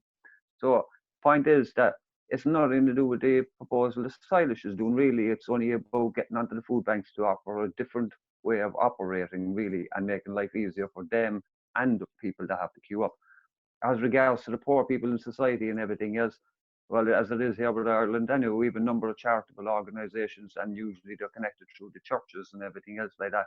And they have, so it's a local, that's a community issue with the people on the ground, and that's there. So that would be local issues which you get in touch with your mayors about and everything else, and get them involved in this, so that they can see that there's a different approach to the whole thing as well. You know what I mean? But there are volunteers already out there bringing foods to the people. Well, I know there are in our society anyway. Unfortunately, it doesn't happen in every society. I know that, but it's something that we're working on, as I say. But let's not get the two confused. Eilish is a different proposal to the food banks. We're just trying to make life easier for the food banks. Really good points, James. Thank you. All right, we've got Stavitt next in the queue, followed by Miles. Go ahead. Hi, can you hear me? Okay, hi. This is David. So we have locally, a chapter that I started, a Food Not Bombs chapter, and Food Not Bombs is also vegan. They will accept vegetarian if not milk, things like that, but if baked goods, something like that. Also produce, lots of produce. So all this food would be thrown away. Then what we do, we dry it up, sort through it, and then bring it over to the food banks. Sometimes in the summer, we're not in a great climate, but in the short summer that we do have, we'll often go to the parks, and we know several in the area where a lot of homeless people are, and actually bring the cooked food. But obviously, it's much easier for us weather-wise and also time-wise. We bring it to the food pantries. We actually bring it to the pantries. Now, does the pantry serve not vegan food? I'm sure that they do, but at least we're making a difference by, number one, this food would be thrown away. Number two, We are bringing vegan food to the pantries, the produce, and so we feel like environmentally it's good. Now, I'm just joining this. I just heard about this today. I'm very glad that I did. And so it's a very interesting idea. So rather than just driving it over to the pantries, you're saying we would actually bring it to different people's residents. Is that right? Exactly, but it would be a whole system that would do it. So there might be, you know, hundreds of restaurants involved in preparing different foods as part of the network. There might be dozens of delivery trucks going out. So it would be, you know, centralized and decentralized at the same time. Some degree of hierarchy, but really sociocratic. So I mean, but the bottom line is that all of this needs to be worked out, right? It's still early days. But time is of the essence. So Is it food in the restaurants that would be thrown away at the end of the night, like it's excess food, or is it food that we would actually order and pay for? It would be food that would be ordered and paid for, but also donated. And you know, I'll just comment briefly. I'm getting a little bit of feedback, so if you don't mind muting the mic, that'd be awesome. Thank you. Is that part of the whole system transformation is, I mean, if you think about it at the macro scale, right? While we had free market economics, as long as the economy was growing, right, then, you know, people could get work and et cetera, et cetera. But now that the economy is so quickly contracting, you have people with no means of making money. And so this calls into question the whole monetary system as a whole. Do we really want that, you know, owning and driving our food systems? And so, you know, there are a lot of bigger conversations that this is just breaking, you know, the glass and entering into, and that's one of them. But the short answer is we're going for a whole system transformation, where we're going to be sourcing foods directly from farms, and whether you're paying the farmers or whether they're just saying, listen, I'm donating use of my land, you come here and do the manual work, including the harvesting and everything else, and I'm happy to donate it all. I mean, that would be the ideal scenario, right? Or one of the ideal scenarios. But all this is to be worked out, is the short answer. But what's absolute is that we won't stop until everyone is fed, and that involves a massive network being massively reconfigured. So how do we get involved, like at this point? You're doing it. Just come to the meetings and, you know, and speak up when you have ideas, just like you're doing. So your participation is perfect. And we're also going to become much more organized and structured in terms of having literally dozens of focused meetings throughout each week covering myriad different topics. So I don't know what your specific areas of passion and expertise are, but let's just say that you were really into the permaculture side of this and you just want permaculture everywhere so that we can grow foods locally and all that. Great, definitely go to the permaculture meetings. And if there isn't a permaculture meeting yet on this, volunteer to create and lead one. I'm just using it as a hypothetical, of course. But anyway, basically. I was going to say, I at this point, I actually have a dental office, and currently it's closed. And I keep thinking, I have to have all the rent, everything that I pay for it. And I think, what can I do with it in the meantime? And I've often thought of starting a vegan food bank. Is that something that we can think about for business owners like myself that are very committed to the vegan lifestyle and feel like, how can there be people, no place to go, and I have a place I'm paying a lot of money for, and just gotta go. Gotcha. Well, that's a great example of, you know, what we've, how it would work is that restaurants, other businesses that are either closed or closing could say, wait a second, this is an opportunity for me to maybe work something out with you all, with this whole food project, maybe with the landlord, etc. You know, and we're going to be finding all kinds of creative ways. This is all part of the reconfiguration of the economy. that we need to do. And we're simply starting in the most urgent part of the reconfiguration, and also the one that everyone can understand, right? Et cetera. And now they get to understand it in a whole new way, in a vastly more compassionate way and effective way. Great stuff, Stubby. Very happy you're here. Please keep coming. Welcome home. All righty. And Miles had his hand up. Go ahead, Miles.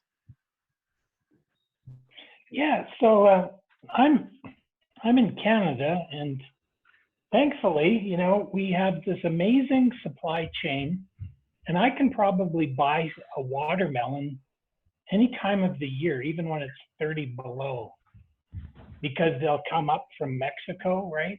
And thankfully, even with this virus, the supply chain is still working very well. You know, the grocery stores are well stocked, although there was an announcement when I was going through the store yesterday saying only 2 items of meat per person, per shopper, because of the big plants that are almost shut down, I guess, up here, just like in South Dakota, because of the COVID outbreak.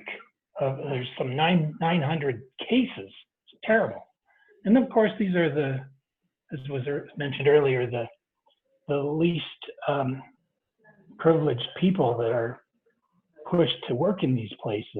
You know, and gosh, you know, I think if there's anything I can do, it'd be to offer myself as a service to these immigrant workers, because it's reprehensible that they have to be in these workplaces. But now, could we get Stavit muted, please? Oh yes, David, I'm going to mute you, and you can unmute yourself. Back to you, Miles. Thank you. Yeah, so we got this great supply chain, but there are local farmers here, and on Facebook, I just recently saw that the local farmers would really like to see me buying some fruit, or no, well, not fruit, we don't have any fruit around here, but vegetables from them, as opposed to the big chain stores and the imported vegetables.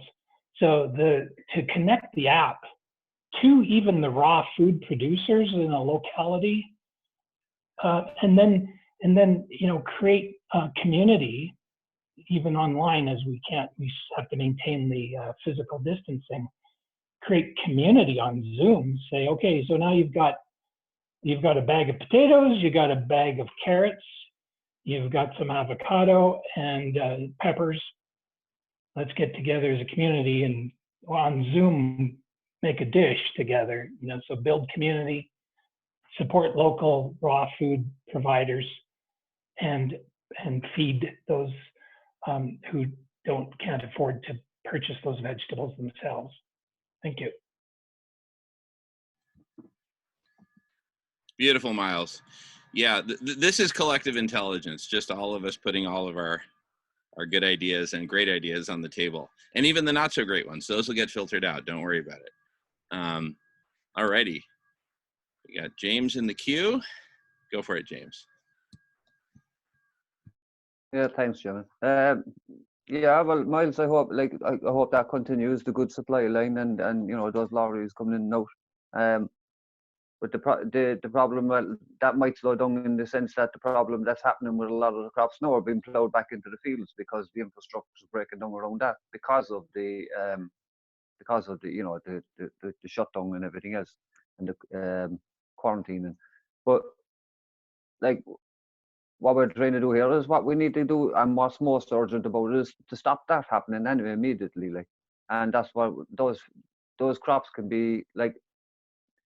At the moment, if you think about it, on the health service side, the health service, they're on the front line, so they definitely need to be well equipped with PPE and everything else, so that they're protected, so that they can do their job. Likewise, food is vital for all of us, like, you know what I mean? So those crops shouldn't be pumped into the ground. So likewise, the farmers and the transport drivers and everything else, they all have to be fitted out with PPE. I mean, it's only sensible, like, but a lot of it now can be done without a lot of interaction, as you said, with the Zoom and everything else, with call centers and everything else, organising the majority of it.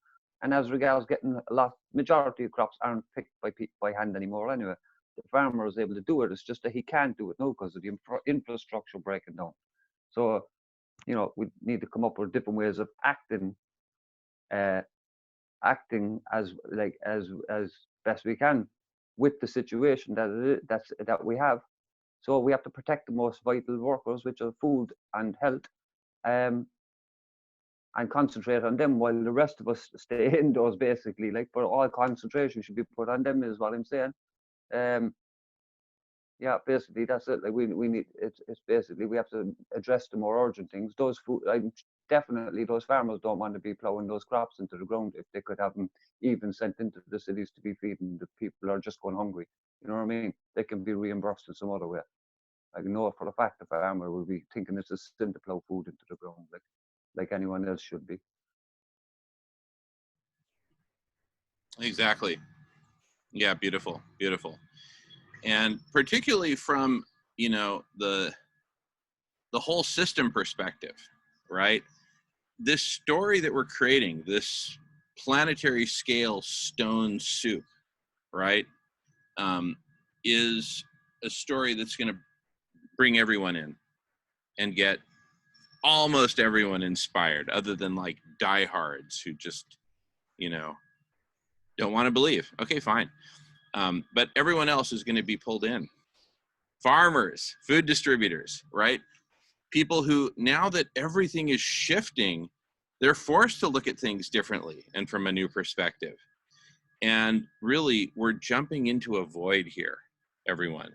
There is a void for leadership, for a plan, for a mission. There's a giant void here. And thanks to the holistic thinking of Silas, and really all of us, because he's really, you know, it's all one whole, right? And that's, you know, that's really one of the big lessons of all this. So really, better said, based on all of our holistic thinking, right, coming together, we are, I sometimes think of the Trojan horse analogy, because, you know, on the outside, oh, it's just simple. It's just a big wooden horse gift. Great. My kids would love to play with that, you know, roll it on in, right? And, you know, the gift of the horse is ending hunger, ending pandemics, right? Those are kind of the more overt gifts. But really packed inside the horse is full-blown veganism and collective super intelligence, right? And ultimately, the keys to the solution of all of our most daunting problems, including planetary overheating. So into this void, we're putting something singular in there, because this creates a simple solution that people can just say yes to. You know, we've yet to come up with we've got the K-Mama app, and in fact, maybe that's it. K-Mama is certainly the tip of the spear, right? Hello, we have this app that does this. Oh, and we also are doing all these other things. It's part of this bigger mission. And in fact, now, but John also has a great brand for that, the Compassion Games, right? And it's like, so perhaps part of the real story is Silas and John teaming up and saying, hey, you know, you got a solution for hunger. We're doing this whole compassion thing generally. Let's get together. And by the way, I know a few mayors, and, you know, so there'll be this whole story. We'll figure out the exact marketing, branding, etc., right? So we don't have to figure that out right now. And thanks for the kudos, Miles. But really, we're jumping into this void with a singular solution that's well-defined, that's holistic, that's simple, and that's incredibly newsworthy, because we're stepping forward, making a commitment, making a promise that we're going to eradicate hunger in this city forever, as the first step to eradicating hunger in all cities forever. Whoever makes that claim, I guarantee you, all the networks, all the newspapers, all the magazines, everyone's showing up to cover that one. especially when they see the mayor of the city and a whole bunch of the local pillars, so-called pillars of the community, right? Now they definitely got to show up, right? I wanted to tell the story about eradicating prohibition. I brought the former president of the country which has suffered the most under the oppressive system of prohibition. So we're going to bring in lots, there are going to be lots of heavy hitters who are going to line up behind us. Let's get Pope Francis. Let him show up to the press conference, right? As well as myriad other religious leaders. He uses Zoom. He uses Zoom. He could show up in Zoom. That's it. Oh my goodness, that's it. We create a whole new way of showing up. Show up via Zoom. That's it. Thank you, John. This will probably be the biggest media event ever. What could be bigger than eradicating hunger? And oh my goodness, once the cameras start rolling, I mean, mayors' offices across the world, governors' offices across the world, like me calling in. We want in. We're in. Let's do this. Right? And so we will have, prior to that moment, we will have laid, because we're doing it right now, laid the foundations for a collective superintelligence to grow, dare I say, exponentially. You know, Jamin, I learned a lot from this French historian, Fernand Braudel. And Braudel said the following. He said that all development is driven by changes in the limits of the possible in the structures of everyday life. And we have a new medium. We don't know it's possible. It's like the experience of the horseless carriage. You know, people had to understand an automobile in terms of the horses, because that's, and it's still measured in horsepower. But just give an example, your whole idea of come and go, that for organizing events, you can have a firm start time. You don't need an end time. You can we've realized you can stream 2 live events on any one Facebook page at the same time. So the whole orientation to how we can convene to get the work done that needs to happen and who can be involved, because anyone on earth, if you have the passion and the resources and the commitment and the will to do this, you can join this team. This is a new frontier. It's the limits of the possible have profoundly changed on us. Absolutely. And, you know, this has strong elements. I talk about stone soup repeatedly, but this also has strong elements of the Emperor's New Clothes as an old children's story, right? Because, you know, here we've been going around for, you know, centuries saying, oh, we'll never end hunger. We'll never end hunger. And, you know, do we even want to end hunger? Because then they'll just have more kids. And we just kick, it's out of sight, out of mind. It's impossible. Forget it, whatever. Politically impossible, whatever. We're like the little boy in the story, The Emperor's New Clothes. It's possible. In fact, we're doing it. Just watch. See, that's the challenge. And then everyone will be watching. They may be rooting against us, but they will be watching. I guarantee you.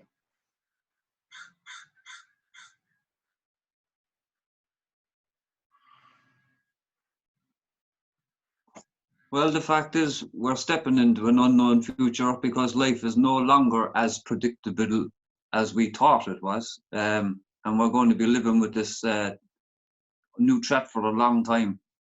So life is going to have to change for people, and they're going to have no other choice but to, you know, realize that. And life in so many ways, as John Doyle says, we're never going to go back to the norm. So life is going to change.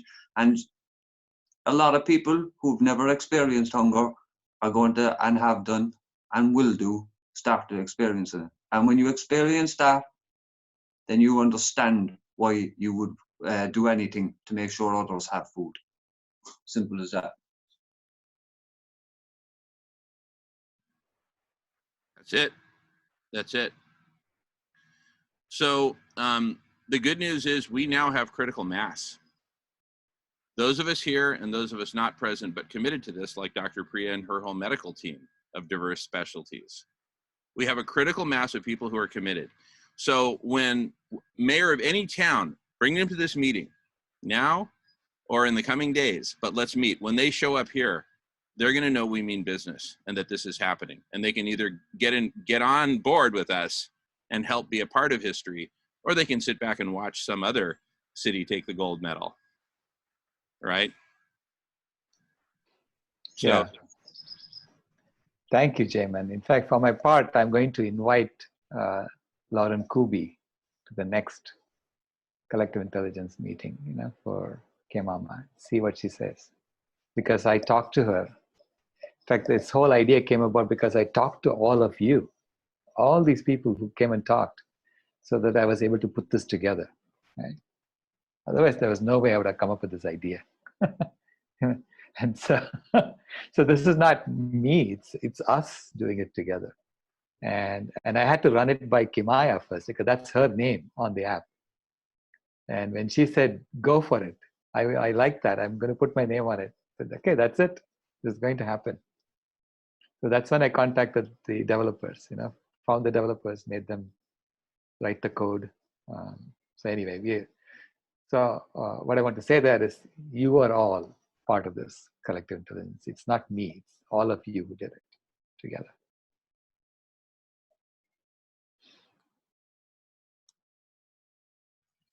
beautiful, beautiful. And really, that's what's going to make the mayors believe, right? What makes me believe we're going to end hunger and we finally got a pathway is just looking at all of us here in this room, looking at our faces, looking at your faces, looking at my sister Jackie's smile, right? And they're going to experience the exact same thing. This is happening, right? We're like those of us who are old enough. I know Miles and John and Silas and Will, et cetera, are, but we remember the A-Team, right? Emery does too. The A-Team back in the 80s.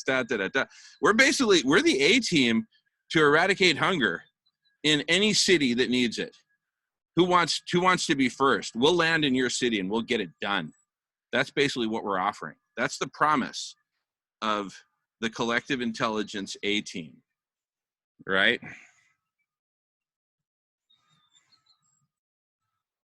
I know which character I am. I'm who's that crazy guy? Is it Murdoch? Whoever the crazy guy is, I'm the crazy guy. That's my role.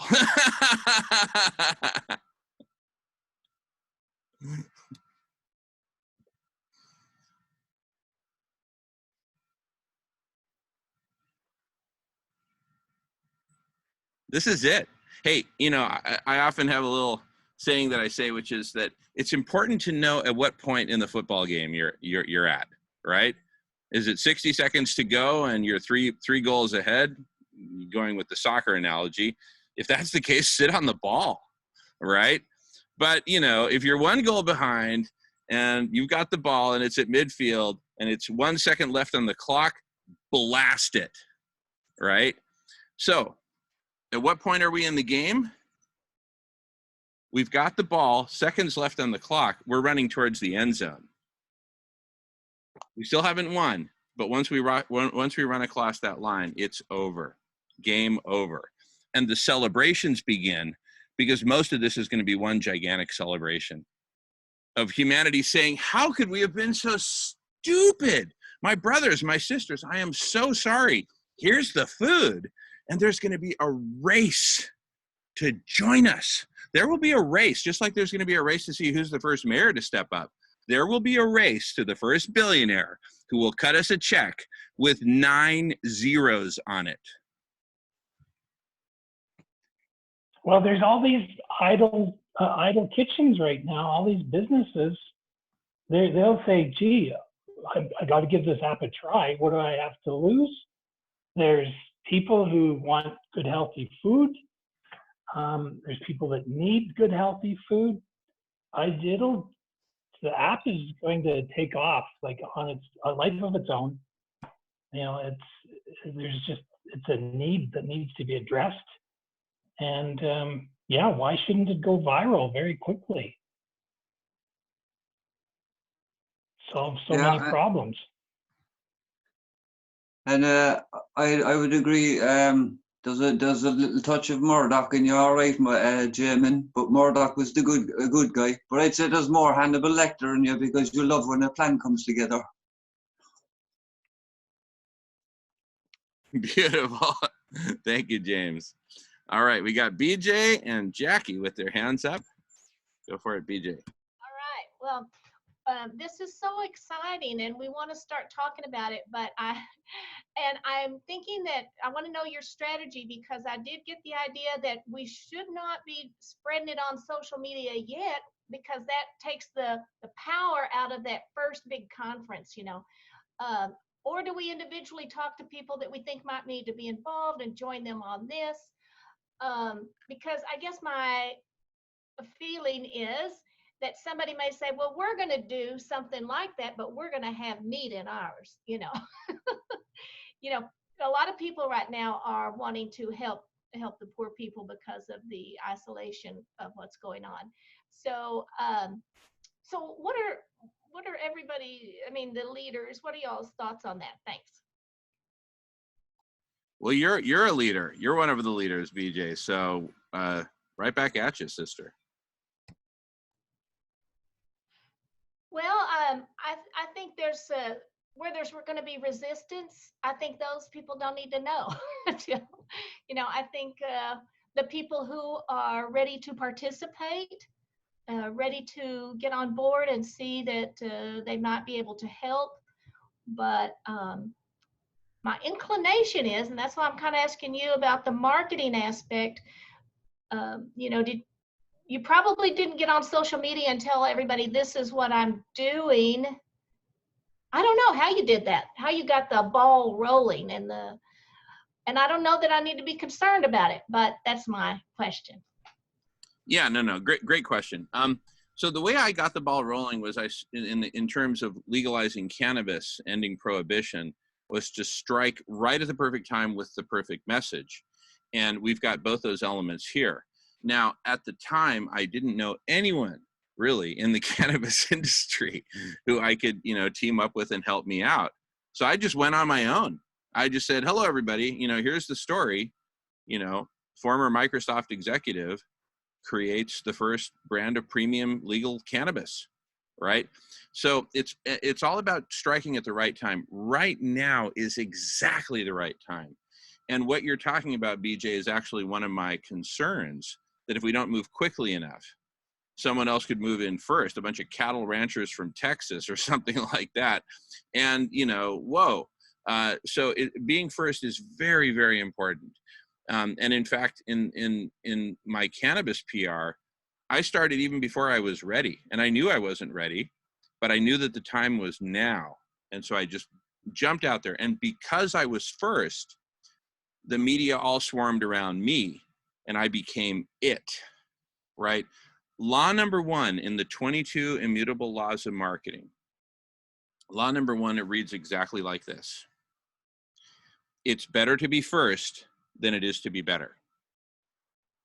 And that goes against everything you've ever been taught, right? Get it right the first time. It's better to be, you know, better to take your time and do it right. It doesn't work like that in marketing. It's whoever launches first.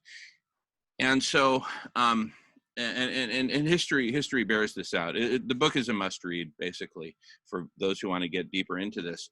But it's called The 22 Immutable Laws of Marketing by Rise and Trout. And this also fits within the Stone Soup story, which we can tell right there at the press conference, right? Everybody knows the story. Well, in fact, let's have a big pot with a stone that we'll put into it. We'll drop it in, you know, as the ceremonial beginning of Planetary Stone Soup, right? And that's this, that we don't have to have everything figured out at the beginning. We launch first, ask questions later, right? So, because when we tell this story and we commit to it, as long as the mayor is there and some religious leaders and other pillars of the community, and the mayors will round them up. We don't even have to lift a finger for that. The mayors will round them up. Once the mayor is committed, right, that's like getting the camel's nostrils into the tent. How do you get a camel into a tent? You get its nostrils in first with some food, and then the camel will work its way into the tent to get to the food. The nostrils of the camel in our case are the mayor of the city. The mayor of the city will get the rest of the body of the city into the tent, into our tent. So right now, it's a race against time. Who will be the first mayor to join our meeting today? Because I have a feeling whoever steps up, they're going to fall in love with it. And we're ready for that conversation anytime. I'm certainly ready for it. And then they go to work bringing in the rest of the pillars, and we choose a date and a venue, and we go. We can start with one restaurant, one truckload of rice, one truckload of beans, a couple truckloads of potatoes, a few truckloads of produce, and etc. And we're off to the races. Stone soup, remember, not complete, just enough to start, right? And the story is really what's going to go crazy, what's going to spread. All right, we got a couple of hands up. I think Jackie, followed by Miles, if I got it right. Go ahead, Jackie. Actually, I was going to ask the same question as BJ, but thanks, BJ. But now it kind of, when we were talking about the inviting and the marketing, I was thinking, I'm working separately on a project, but I was like, should we at this point be inviting like the social justice leaders who we know are vegan? Should we start now inviting leaders of the faith community that we know are vegan that speak out? Should they now be invited? It's like, I'm part of the steering committee for the Interfaith Vegan Coalition. We should have a presence here. We should be more than just me. We should be here discussing because this is our mission. This is what we do. But also the social justice leaders like Angela Davis that is vegan, that speaks openly about this.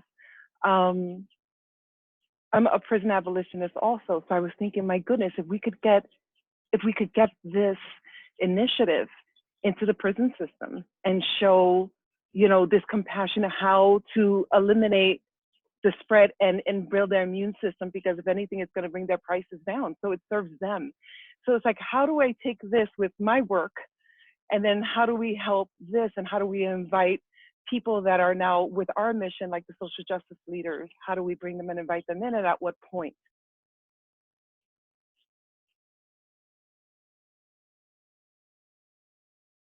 I would say go for it, Jackie. Invite them to the next meeting on Friday. So we're going to just have this slot in the collective intelligence block party. So invite them and let's hash it out. Because I think they all need to be involved.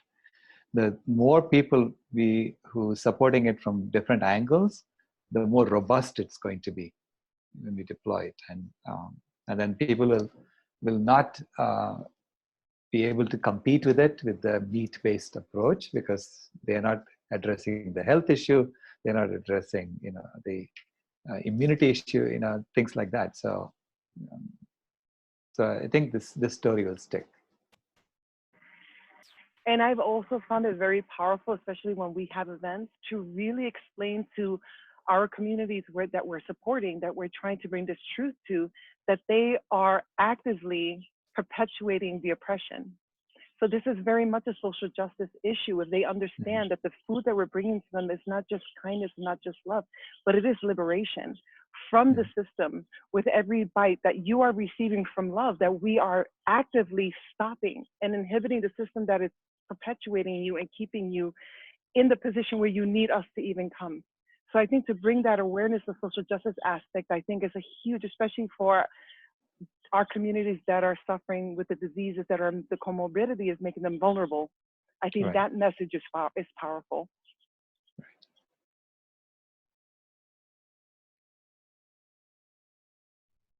All righty. Miles has had his hand up. Oh, John, were you signaling? No, you're just doing your thing. Okay, go for it, Miles.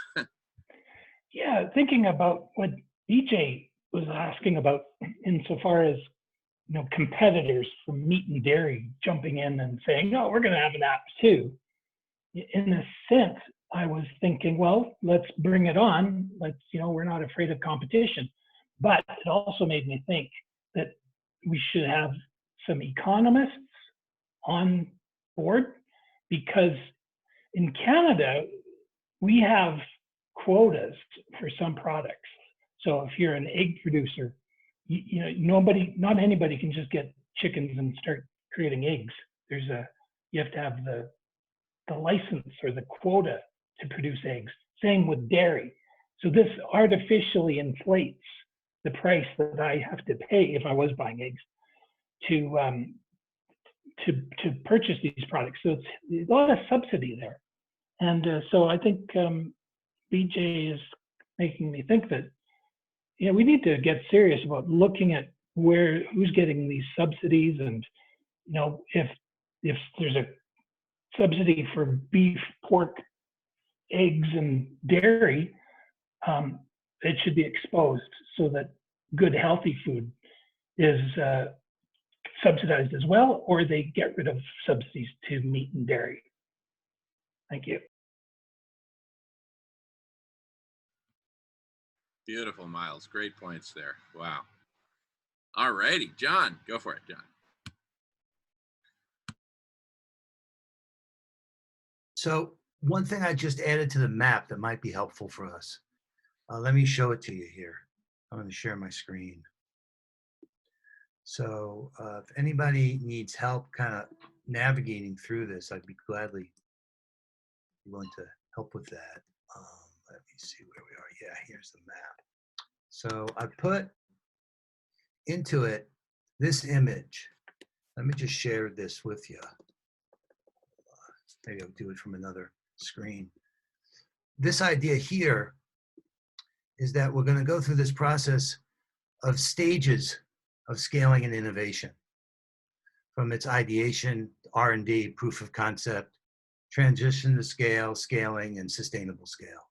And we're talking about the scope of the kind of change here is moving not only to the positive, but changing our thinking. That's part on the website about the nutrition information, medical information, changing how we're talking about it, changing how we're behaving, and then changing the systems change. So this is kind of a frame that we use for looking at where are we in the development of these initiatives and what's the scope of the kind of social change they're focused on. And I just want to make sure that anybody who needs any help with this can navigate through this. And we start to lay out the participants. So if you want to be a participant, let me know and we'll add you here. And then we start to identify the different topics, the whole app development that's required here. And you can see wherever you see this thing just drills down.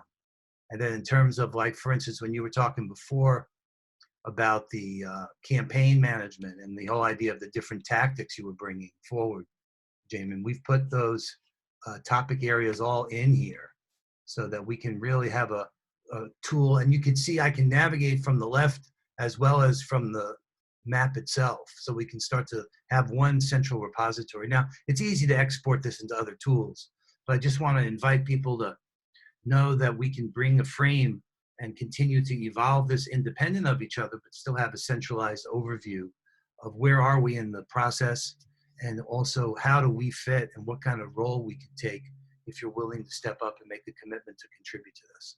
I'm eager to build out the map with you included in it. Beautiful, beautiful. I love it, John. I'm huge on topic mapping. We've done some of that here. I can share some later, some really big picture stuff that encompasses pretty much everything we've talked about today. But I love what you're bringing to the table there. I think that's spot on, and let's definitely collaborate on that. In fact, even later today, we ain't going nowhere. We're going to be here for over 16 more hours. So here on the Block Party. So plenty of opportunity to hash out a lot of really good stuff, actually. Love it. Love it. All righty. I don't see anyone in the queue. And by the way, moments of silence, there's nothing wrong with silence, right? It's okay to just hang and just, like, there's a lot to digest here, so to speak. So,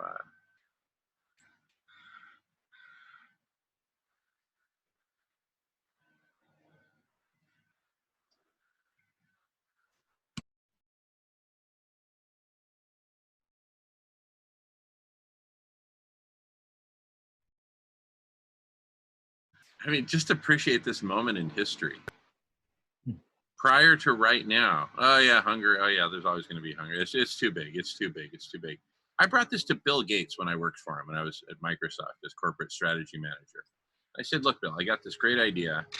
We can, work with Warren Buffett, who controls major railways, et cetera, and has really good logistical grasp. I've been working on a model. Let's end hunger. How about it? Not interested. Simply not interested. And I think, having worked for, it's all public, so I'm not like breaking any confidentiality stuff, but I think, obviously some money is going to be required here at some point. And since he's, at the time was the richest person in the world, he didn't want to be under that spotlight. But we're now changing the game, right? From, that's just an impossibly deep hole. If you throw money down it, it's just going to disappear and there's no way it'll ever be filled. To, listen carefully for the difference. This game is about to be ended. Do you want to be on the winning side or the losing side? Right? Because the ultimate loser is going to be the billionaire who didn't contribute. Grandpa, where were you when they were ending hunger? Oh, I was hoarding, not giving. Oh.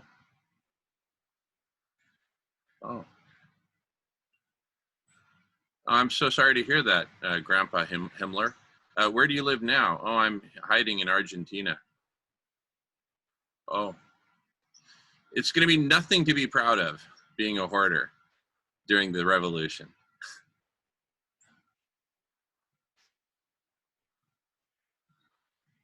And so it's going to become, to the contrary, extremely fashionable to give. I'm telling you, the first billionaire to donate $1 billion, the next mountain taller than that is the $10 billion mountain. All right, who's in, right? Until there's just such a river of money coming at us and other forms of donation, volunteering, right? We'll have a virtual call center, right? With an ongoing meeting like this one coordinating, right? So each person in a meeting with 20 people will be a manager of a virtual call center with their own team. So any tough questions that come in, new opportunities, whatever, we can respond immediately. This is planetary collective superintelligence. We're right at the cusp of it. And this project will be the project that finally brings people together to do something about it. See, here's the thing. One of the big themes, recurring themes in all this is focus, right? So there's Zoom conversations popping up all over the place on this topic, on that, whatever, right? We're creating the right cluster of topics right here that'll become sort of like a black hole in the Zoomosphere that'll just suck everybody in, right?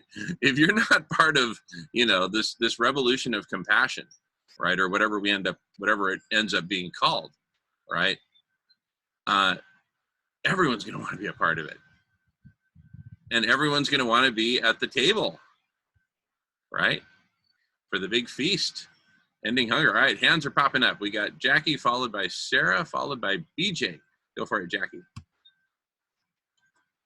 Again, going with the social justice component, because that's the work I do. I was just thinking about how we work so hard to get this message into the schools. But again, with what Silas says, we create something that makes the old obsolete. If we could create like a community cafe that gives an alternative for these children that come from these communities that attend underfunded schools, to have an alternative for that.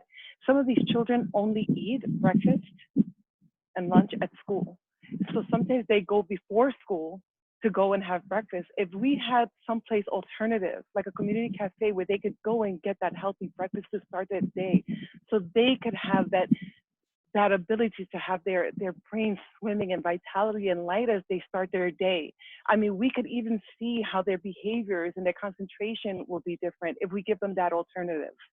So if we could also just go for the hearts of the children and create something alternative for them, that will also ripple effect into the families and into the communities. Beautiful. I'm a huge believer in school breakfast, school lunches, etc. Bottom line, they should have myriad alternatives. Food delivered to their home, a standing community cafe in their neighborhood where they can go anytime, and food at school, and. You know, we need to have it everywhere. All righty. Okay, we got Sarah, followed by BJ. Go for it, Sarah. Okay, my question, well, one of my comments would be maybe since we're in climate healers and corona healers, we just had that summit, maybe we should call ourselves food healers. Just something really simple, because people just don't understand basic 1 + 1 = 2, and that's basically what they can comprehend until they can get plant-based, whole food plant-based food in their body and get their brain back straight and get their, you know, everything. Because we already know that when people consume meat, dairy, and eggs, that their whole entire brain and their composition and their metabolic, I mean, everything is just messed up. And that's why people act the way they do, because of what they eat. And what I'm thinking is, because I'm not really into corporations, however, maybe, like Jamin said, get out quickly in the market. What would you think about having corporate sponsors, but not, maybe not call them corporate sponsors? Something where, like Jackie said, where we have to get the food to the schools and to where the kids need it, and the elderly and just all the people that need food in the regions. Just trying to think, how do you get that concept to them very simply? Because to me, this needs to be marketed, even though we are all thinking on a very higher level, methodically. I think when you present something to the general public, it has to be super easy to understand, because people don't even want to think. They can't think about all the people right now we're all on Zoom calls all day long. I mean, everything's been now coming at us pretty fast. So we're living in a different world, and we're going to continue this. I believe we're going to constantly be in this state of food scarcity. So I'm trying to think of, how do you get on board, and this is of course down the line, but how do you get that first big, like Jamin said, person to get on and say, hey, yeah, we're solving world hunger. Even though they're really not, we are. You have to make them feel like they're the most important. I know, because I had my business in Atlanta when I started in 2002. I know you guys just think I'm some vegan activist, but I actually am a business person. I had a business for 18.5 years in Atlanta, Georgia. And I started the very first cage-free doggy daycare, doggy grooming, doggy boarding, and I started it for my beagle. I was in the corporate world working for AT&T, making lots of money.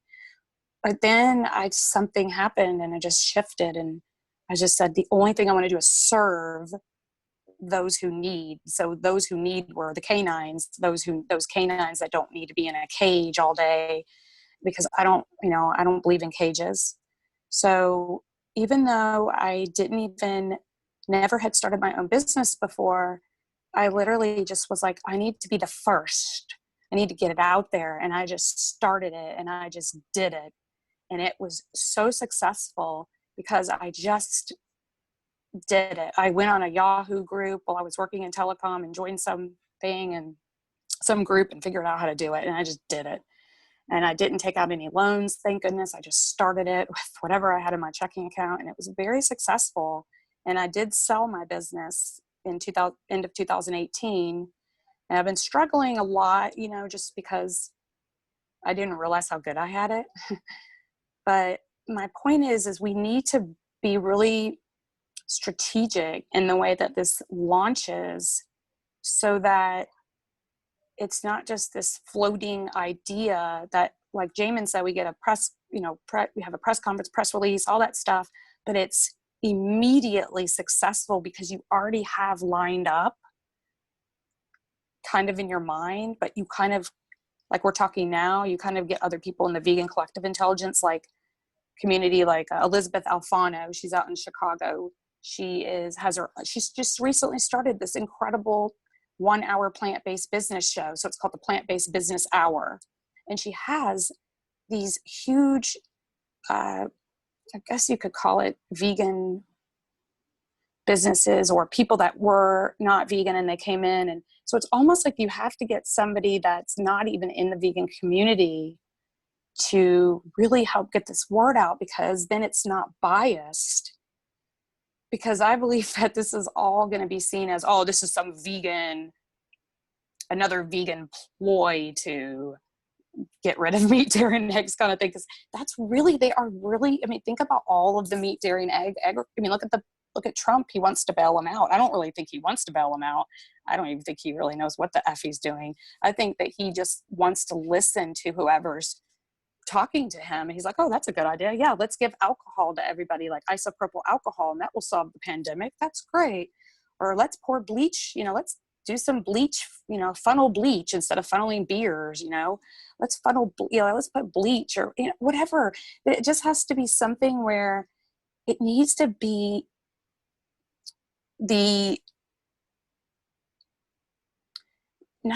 I'm just trying to think of the correct term, where it's like in layman's terms, you can somehow explain this to someone, even though it makes sense to us. And this is the greatest idea ever, right? End world hunger. Of course, we want to end world hunger. But you have to, like Jamin said, you have to just do it. And then everybody will jump on board and they'll figure it out after that. But you do need to have that 1 or 2 big people that just push it out. And it's just like the pandemic. They pushed it out and then everybody embraced it, right? Because they're like, oh, well, we have to go on lockdown and embrace the pandemic so we don't spread. I mean, even vegans are really getting crazy with this thing. We can hardly find anybody to do activism, street activism right now, because they're like, oh, I don't want to go out because of the pandemic. I'm like, what? Even vegans are talking about getting this vaccine. So we have to get to people that are logical, that are not corrupted. I mean, everybody has their own corruption from their ideas and their traditions. Like when Jamin, I'm not going to try to call you out, but Jamin, I just want to say we just need to stop using speciesist language on as much as possible. Not you, but in general.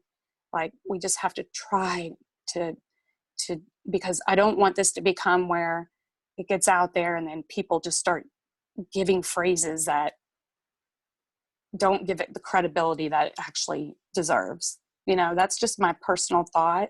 I'd like to see what anybody else thinks about, I'm not saying like Procter and Gamble, but if you remember that in World War II or in all the wars, Procter and Gamble, they're doing really well because they're providing essentials that people need, right? Diapers, toilet paper, whatever, stuff like that. So we need to get people like that onto this, but not thinking in that, I guess if you want to call it corporate hunger relief, whatever you want to call it, but we need to get those people on thinking in our mindset, but then taking it to how they've done it, right? So they're really good at marketing, right? They already know how to do it, right? We just have to get them to jump on this marketing train where it's about compassion, right? Even though they think they're about compassion, right? Johnson & Johnson, a family company, that kind of thing. We have to get people that trust. They already have trust in certain corporations or ideologies, but we have to get this, it's almost like this mindset. It's a mindset that has to be, people want to end world hunger in their mind. They're like, oh, that's great. End world hunger. Great. I just click on here and give $1 and a meal goes to somebody, right? But this is bigger than that. So I'm just trying to figure out, how do you get it on that higher level before you launch it, even though we want to get it out there quick? I know that didn't make a lot of sense, but it made sense to me. Yeah, I love everything you said, Sarah. You've made so many great points. I love the idea of food healers. Why not? Because it builds off the legacy of climate healers, corona healers, with serious collateral and legacy and community behind both those. Food Healers is going to be the one that just takes it planetary, that everyone's going to jump in, regardless of what direction you're coming from. I'm in. And because the big story is that we proclaim and commit to eradicating hunger worldwide in 2020. Not in 20 years, in 2020. That's how viral this whole thing is going to go, right? And, you know, we're going to have so many governments behind us, so much money behind us. So, and yes, corporations.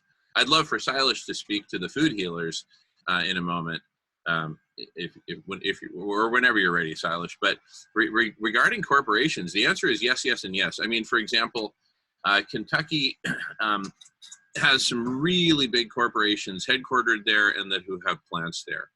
UPS is headquartered there, the whole bourbon industry. Toyota has a massive plant there, and on and on and on, because Kentucky's got a lot going for it. And so this is a huge opportunity for all of them to get on board. It's a unique opportunity. Grandpa, where were you when they ended hunger? Right? And so, especially since it's a local thing, I go back to Louisville, Kentucky. You know, there is so much local pride in Kentucky, in Louisville, etc. So much local pride that they are going to dive into it head first, and they're not going to be caught not being there. They're going to be right there front and center, because with the mayor leading the charge, that spells success, right? If he personally commits to it, and that for us is table stakes. If we're going to work with any given city to be our launch city, right? You know, we're like the new Amazon searching for a headquarters kind of thing. And the reality is that whatever city we commit to first, number one, it's going to be a big job, right? So we're not just going to be in and out in a couple of days. Okay, it's going to be a big job. And number two, just like it's better to be first than it is to be better in terms of us branding this, same applies to cities. Whichever city does this first, that they become the world capital for ending hunger. That's where everyone flies to with their, you know, colorful clothing from whatever country around the world to find out how'd you do it, right?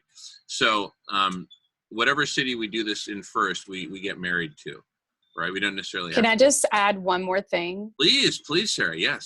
Just the only thing I want to add is that just remember that Louisville, only reason I know this because I grew up there.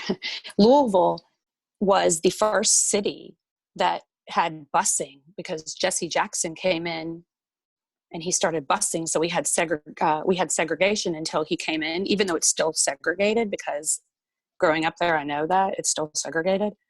But Louisville, actually, I know some people consider it the South. It's actually not the South. It's the Midwest because it's closer to Ohio than Southern Kentucky. I never had a Southern accent until I moved to Georgia. But Louisville is key because the UPS, they brought in UPS, and then what was the other big, my great-godfather brought in the Toyota plant, but there was another big one that came in there. FedEx went to Memphis, but UPS came to Louisville because FedEx went to Memphis because it's the least flights, the least amount of flights. That's why they chose that. So logistics wise. So we also have to think about logistics also when you're thinking about the city to launch this in, logistic wise of how do you get things in and out. But yeah, what I wanted to add was, about just getting a city that's progressive, but at the same time needs to be progressed. So they are progressive in their minds, but they just need to be progressive in their actions. So you have to look at what's happened in the past. And if that city can, have busing where you have to ride a bus, busing means you have to ride a bus to another neighborhood so that you can not, it's just ridiculous how we even have to talk about the fact that blacks, whites, browns, whatever, are all still separated, mostly in the United States because of the educational system. And yeah, that's the key thing is education and feeding. And also with the US, the dairy subsidies, that US government mandates that dairy be served in all schools that are public schools. So that's a big problem. So we may want to look into a place that has schools that are adoptive and adaptive to progressive thinking and progressive actions. So it should be a small city. I think I would love to start it in LA because we already have something like this in LA sort of. But I think if you start it in a smaller city and then people get on, then everybody's going to get on because they see that it worked there.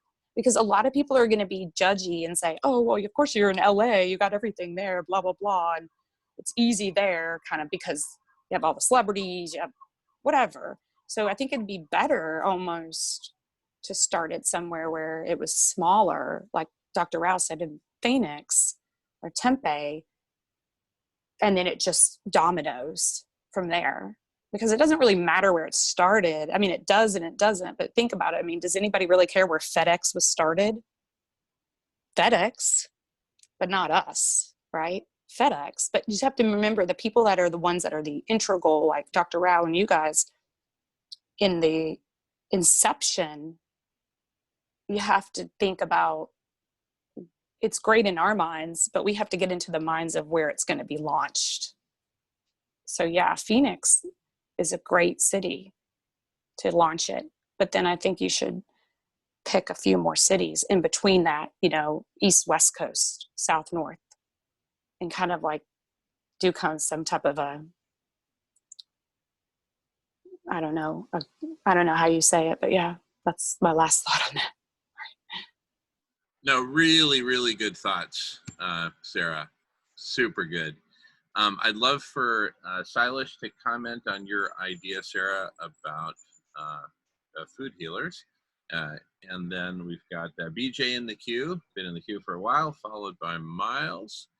And welcome back, Melissa, and welcome everyone. Go for it, BJ. Oh, sorry, Silas. I'm so sorry. Sorry. Silas first, and then BJ. Sorry. Thank you, Jamin. Thank you, Sarah, for the suggestion. I think it's a great idea to call it food healers, and then I can actually take kmama.org and have it point to food healers. It's not a problem with that. So, yeah, it's good to start branding it this way. And so also I have to get going soon, but I'm going to just listen to you all. I'm going to just mute my video and then go and get some lunch. Sounds awesome, Silas. We'll be here, and don't hesitate to barge in, even if your mouth's full, because we need to hear from you whenever you need to, whenever you have something to say. And as far as the city, I just want to comment super briefly before BJ, is let's really think of ourselves as like, in a sense like Amazon in search of a headquarters, right?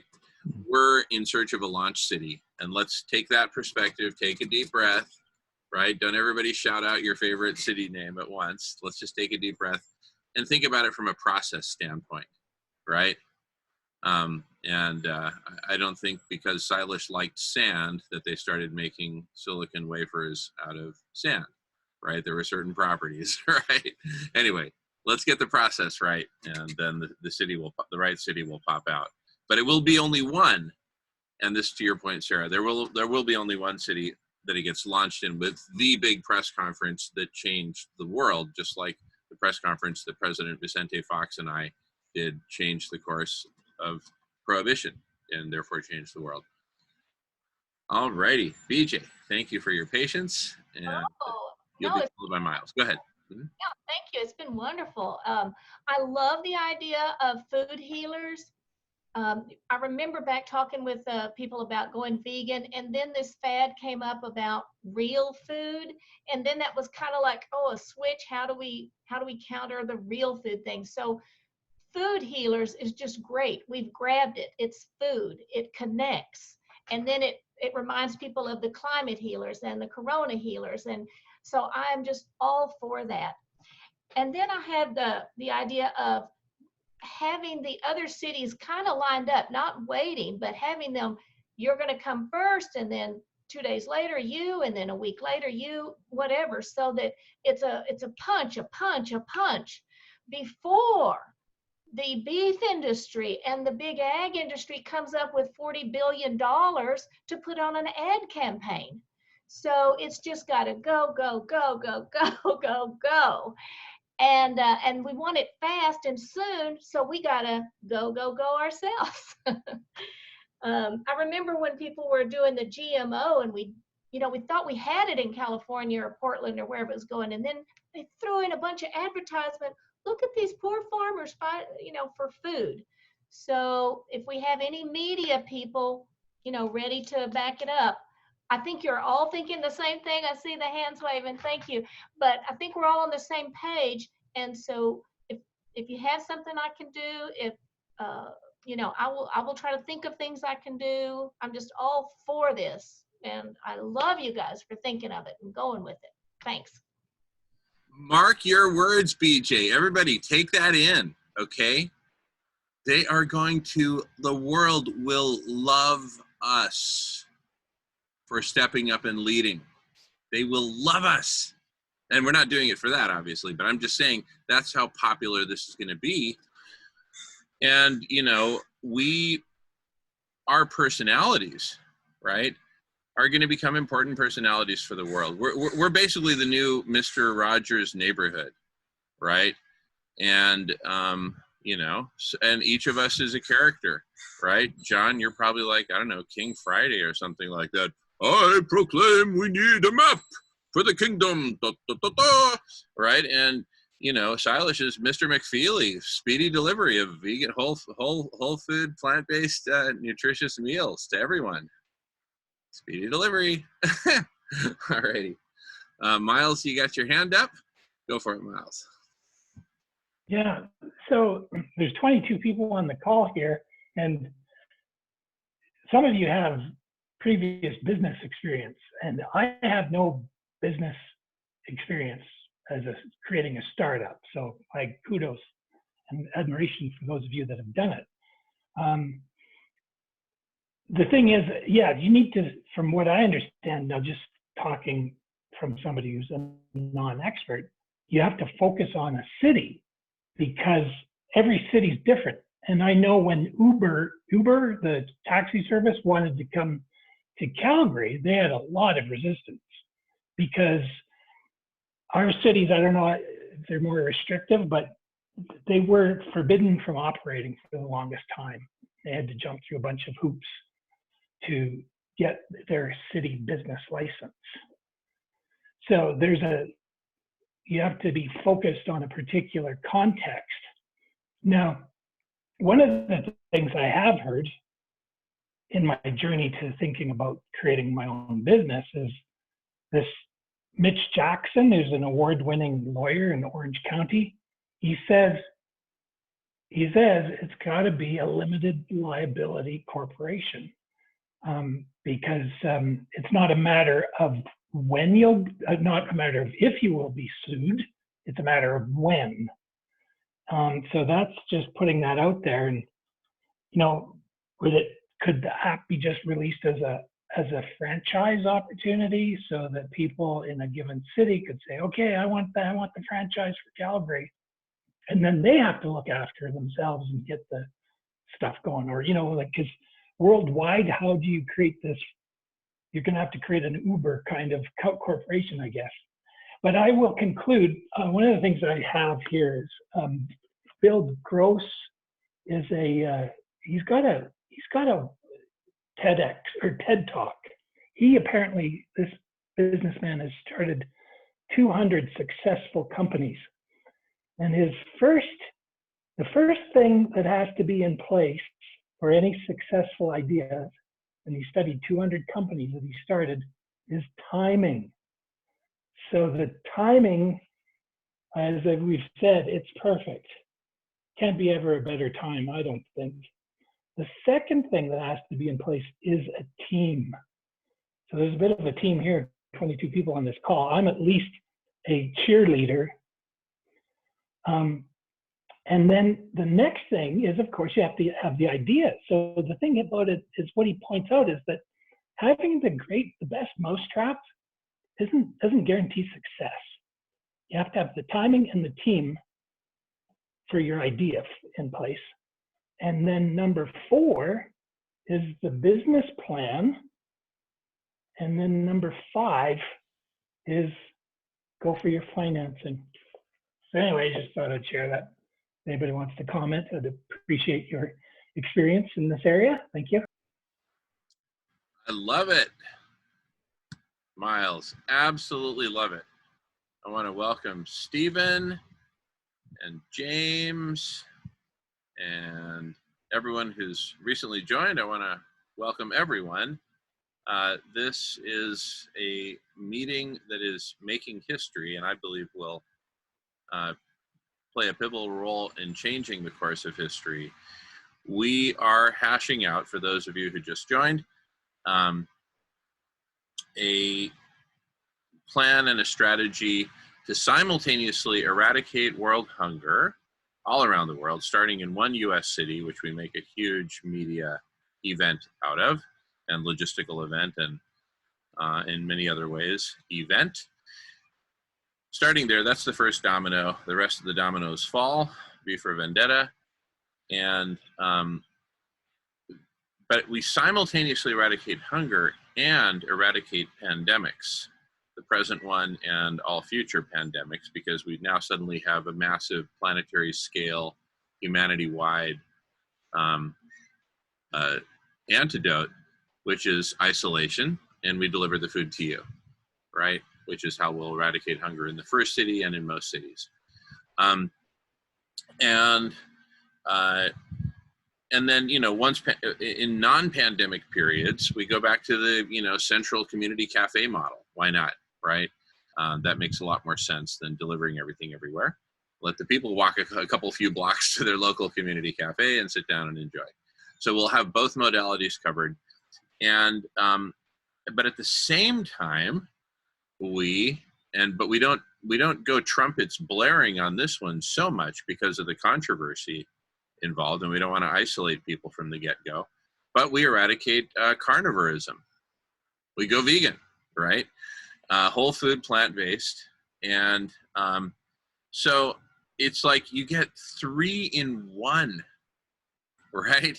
Eradicate hunger, eradicate pandemics, and eradicate carnivorism, which really is, carnivorism is one of the, it's the single biggest driver of planetary death, extinction, you know, ecosystem devastation, etc.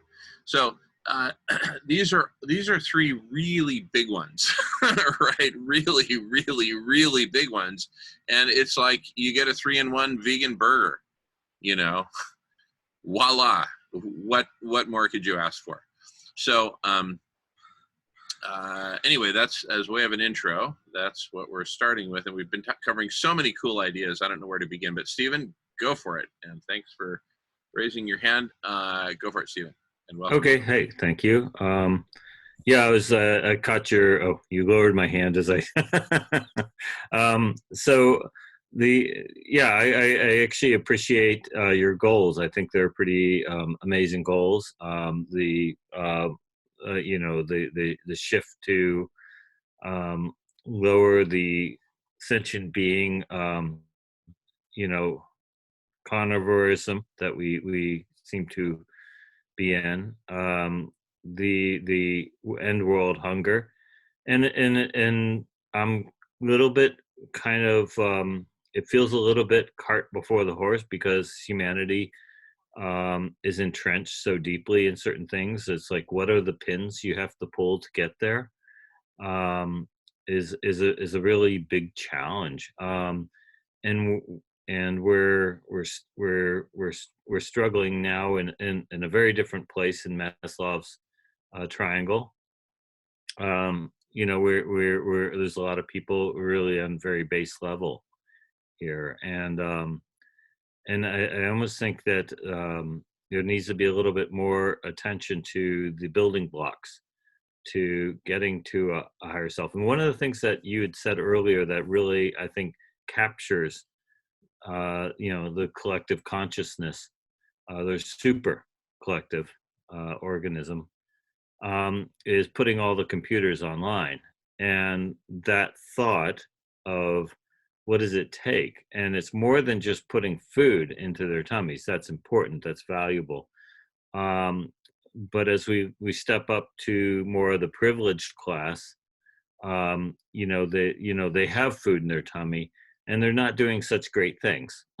I mean, so there's a lot of complication in that process when as we move through our base systems of need, shelter and food and health, to become a collective, cooperative, collaborative effort and being. And we are missing a lot of processes, and it's really hard to talk at this higher level to people who are just saying, I just don't even know how to get food on the table.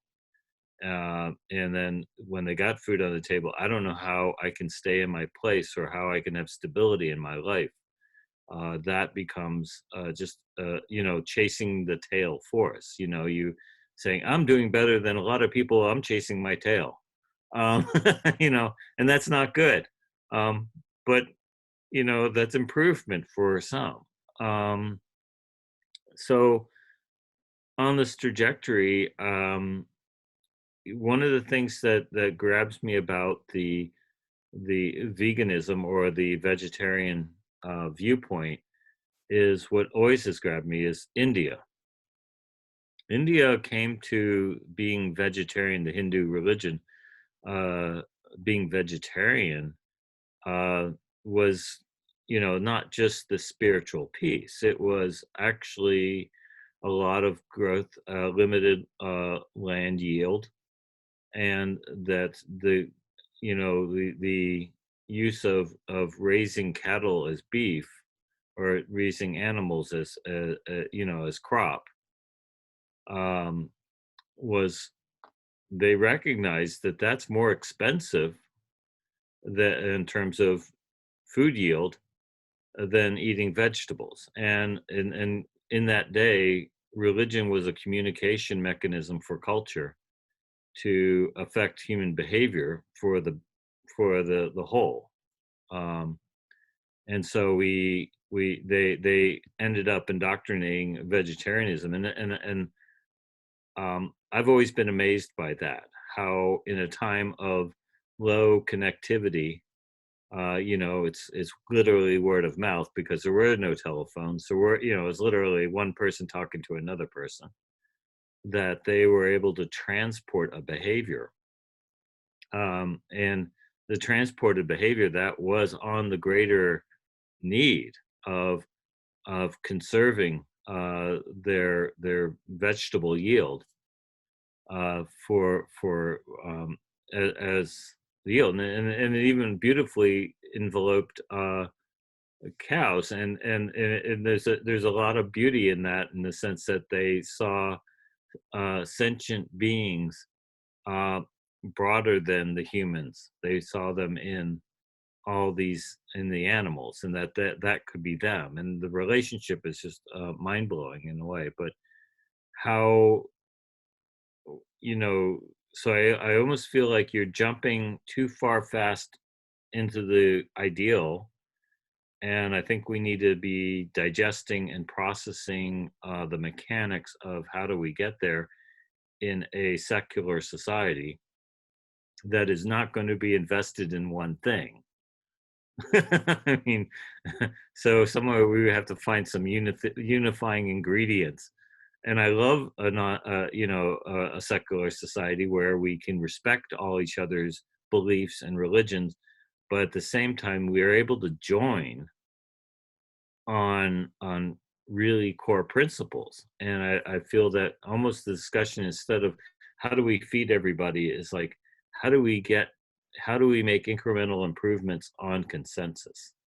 And I think in trust of human visible human heart, we will actually gravitate towards your goals. And that's I think the perspective I have on your effort. I'm complete. Awesome, Stephen. I'll comment briefly before I pass the mic to Sarah and then Jackie, who've been waiting in the queue. Here's one thing that I think is super cool about all this is that we lead with the eradication of hunger and the eradication of pandemics. And veganism actually takes a back seat from a marketing standpoint. That would be my proposal, so that we don't come out swinging, and that we also don't hit somebody right in the middle of their nose with, you know, you've been evil all these years for eating meat. We could actually bypass those fights, and it'll be plenty controversial just because it's vegan, right? But the mandate comes, the urgency for it that we put on the table is perhaps different, might be quite a bit different than the urgency we feel in our hearts, right? Because we have to think, what's going to win marketing wise? We're entering a race for the gold medal of stories worldwide. We're shooting literally for the #1 spot. And I think just having thought about this a lot, and this being, you know, kind of my core wheelhouse of storytelling, creating the right story within the marketing arena, is that we lead with the eradication of hunger and the eradication of pandemics.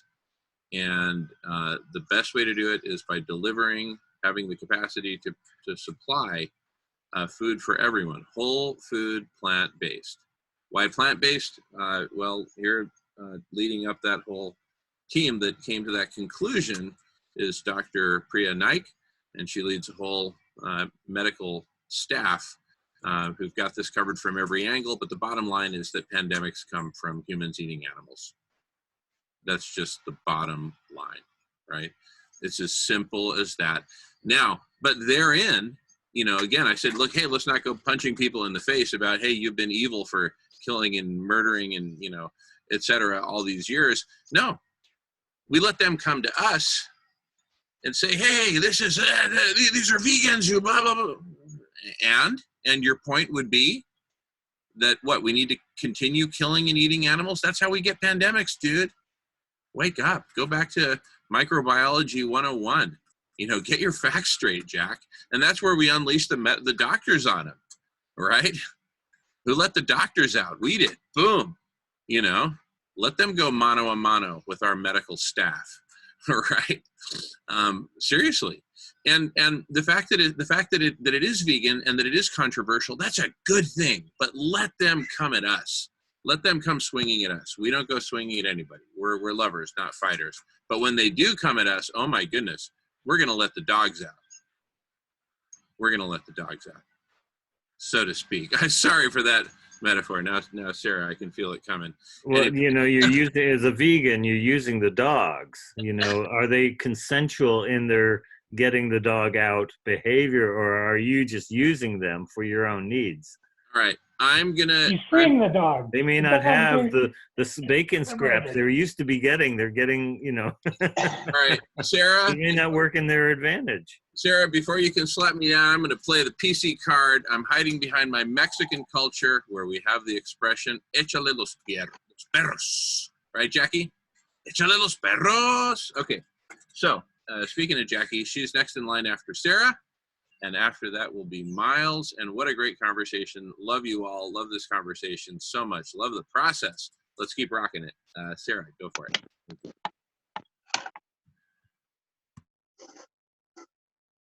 And you're muted, Sarah. Okay, you're on it. You're on it. Either that or you're happy to see me. Anyway, no, you're still muted, Sarah. He's muted.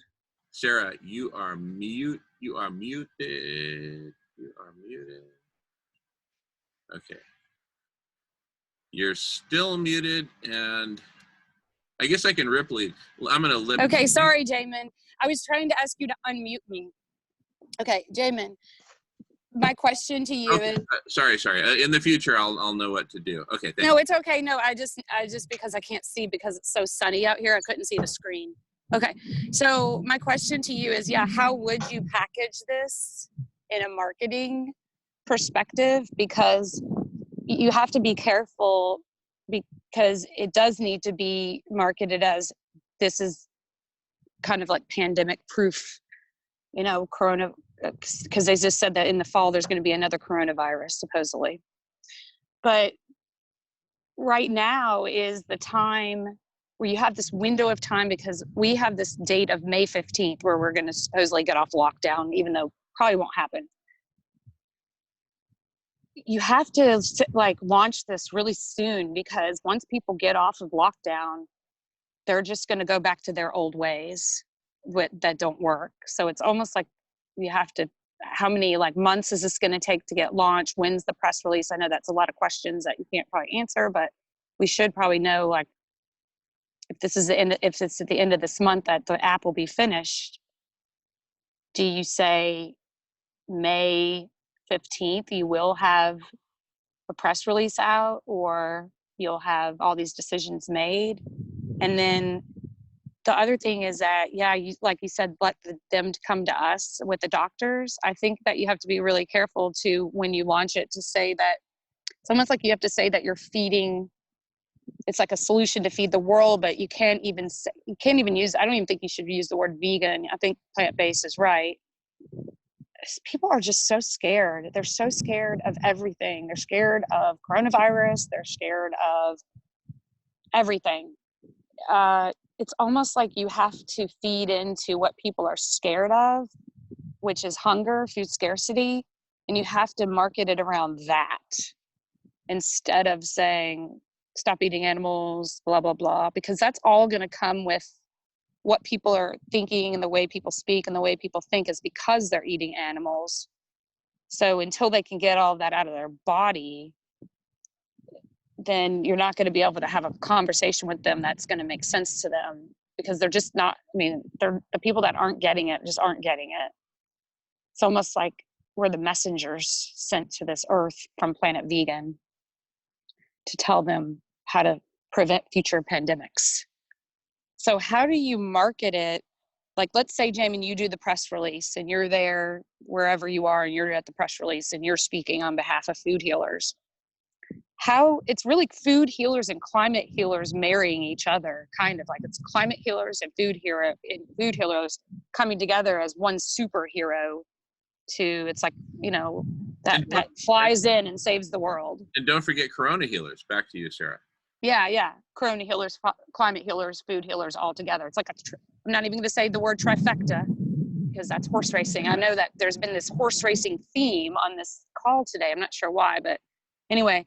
But just to go on what you're saying, what is going to happen when this gets out? And it doesn't really matter what actually they say, all the chatter, because that's collective intelligence that we want to listen to the chatter.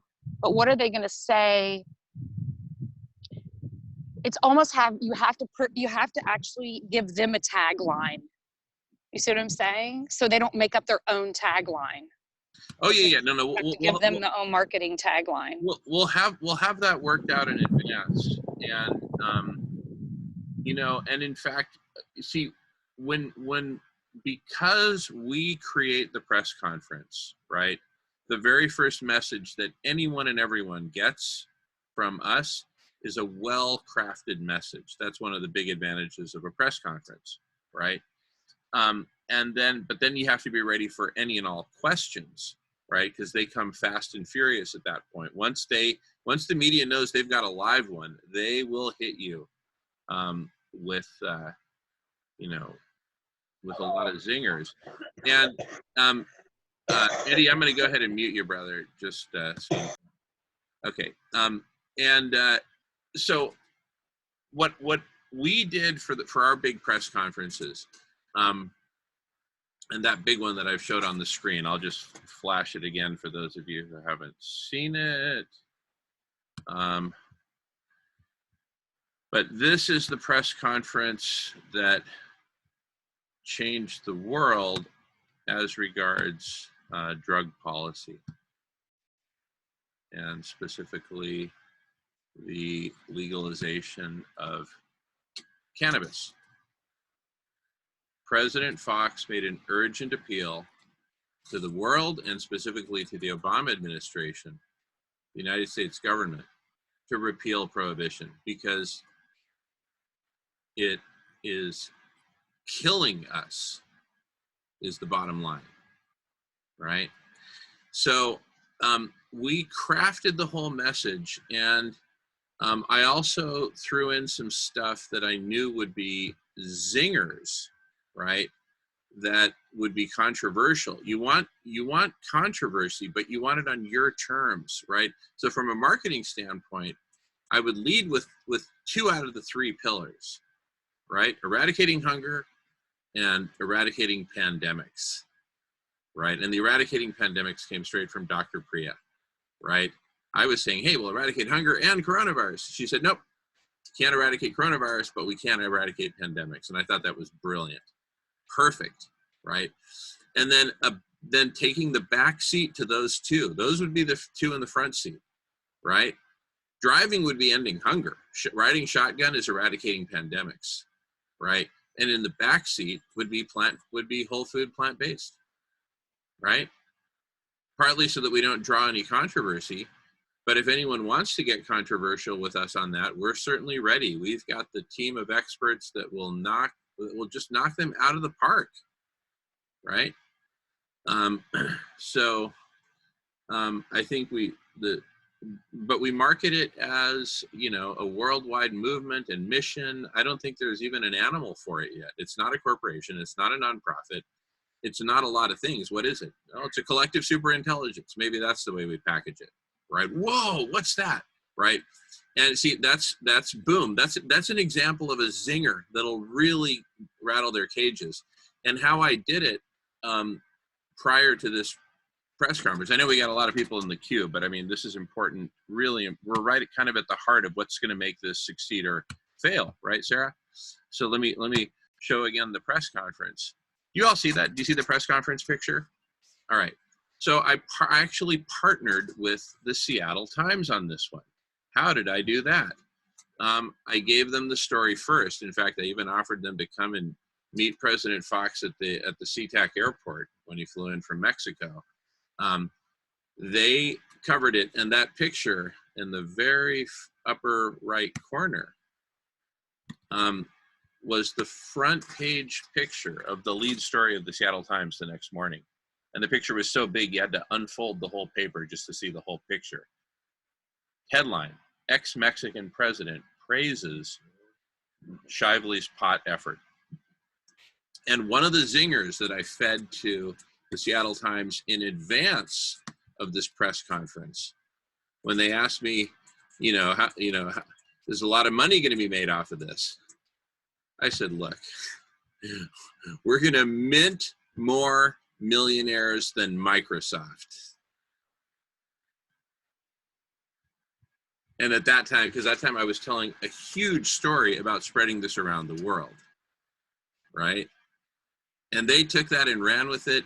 And that quote, literally that quote, made it onto the floor of the United States Senate. So we forced the hands of the Obama administration, and we forced a conversation in the United States Senate. So you could use that same thing with Amazon, because Amazon right now is busier than ever, right? Sure. They're just really busy because they're delivering pretty much, Jeff Bezos, and you could actually even say something like, this will give Jeff Bezos a run for his money, or just whatever. You should probably bring in some type of, statement like what you just said about this will mint more millionaires than Microsoft. So it's something like that. This is like because even though Amazon sells food, do they give food for free? So it's almost like you could even challenge a big corporation like Amazon to, participate, almost hold them accountable. If you think about it. Well, you know, I think one of the challenges we can put out is, you know, we're looking for a billionaire with vegan huevos. We're looking for a billionaire with some huevos. What kind of huevos? Vegan huevos, right? A billionaire who will scratch us a check with 9 zeros on it, right, to end hunger. The first billionaire to do it, and we'll give them a prize. It'll be a prize that at the same time will be a jab to all the other billionaires, right? It'll be you know, it'll be the Compassionate Billionaire Prize. Finally, a compassionate billionaire. Out of all you scoundrels and scumbags and Ebenezer Scrooges and hoarders and people who would hoard your tens of billions while the world's children starve, are you kidding me? Dude, grow some huevos. Grow some huevos, right? Vegan huevos. And, which I guess in the end means become a bean farmer or something like that. But that's how we're gonna, you know, I mean, that's how we're gonna jab it to them. We're gonna say you're all a bunch of spineless, huevos-free, you know, scoundrels. There'll be one compassionate billionaire and then a bunch of scoundrels. What's gonna happen is a compassionate billionaire will show up, right? In no time, and then dozens of others will follow. And they'll, you know, everyone's hand will be forced, right? And yeah, Bill Gates, I'm going to tell the story about how you didn't give a crap when I laid out a plan for how we could do this years ago, right? And that'll set the precedent of billionaires getting their comeuppance for hoarding while 3-year-old girls starve to death. It's about time. Look, I never said this would be a bloodless revolution. It'll be nonviolent, right? But certain stuff is going to roll. Certain stuff is going to roll. Let's just put it that way. And we've got several people in the queue. Thank you all for your patience. Let me see if I got the order right. We got Jackie, followed by Miles, followed by Nolan, followed by Steven. All right, Jackie's sister, go for it. I was just thinking what Miles said about, I'm not a business person. I'm not a marketing person. What can I contribute to this? Because I'm so impassioned by it. But as a co-founder and someone that runs a social justice education nonprofit, I was like, what is this? What have I learned? And what can I contribute to this? And what I've learned from both Climate Healers and the World Peace Diet is we're about stories. And all of our behaviors and all of our choices are about the stories we tell ourselves. And I'm a storyteller and I'm a writer. What I can contribute is my truth, my personal truth and my experience. I can reach people by just sharing who can deny and who can resist, or who can even deny my truth of my lived experience. And this is to me where the divine feminine arises, where my motivations, my whys for doing this cannot be disputed, cannot be challenged, because it's coming from a pure place. I have nothing to gain but my liberation as a spiritual being, my evolution in this time and place on the planet. That is my only motivation, to heal myself by healing my community, because we are all one. And no matter how healed I am, we're never going to be okay if my neighbor, if the dog across the street is being abused, if the birds are being knocked out of the trees because the forest is being cut down. We're never going to be okay. So I think it's about the divine feminine truly embodying truth of our whys, of where this initiative was born and where we're coming to. And I think through compassion, through love, we radiate truth. And where Will was talking earlier about the divine feminine standing up for right, this is our time that all of us in our divine feminine can stand up and share the truth of our righteous indignation. You know, let that come out. And that's what I can contribute to this, is sharing my lived experience from someone that grew up in an impoverished, underfunded, underrepresented community, a woman of color from the projects of New York City, how I found this truth and transformed my life and lead my best self and can go back and now contribute to the whole. That story cannot be disputed, and my truth cannot be challenged, because it is a truth from the divine feminine, from inside to out, from healing inside to outside. And so I think when I can share that message of truth and honesty through love and compassion without judgment, because when we're in our power and we share truth through that prism of light of our lived experiences, we empower everyone else. And we can recreate the sovereignty of that person. I think that's the message. I liberated myself, and I can show how this is a liberation for you, for yourself.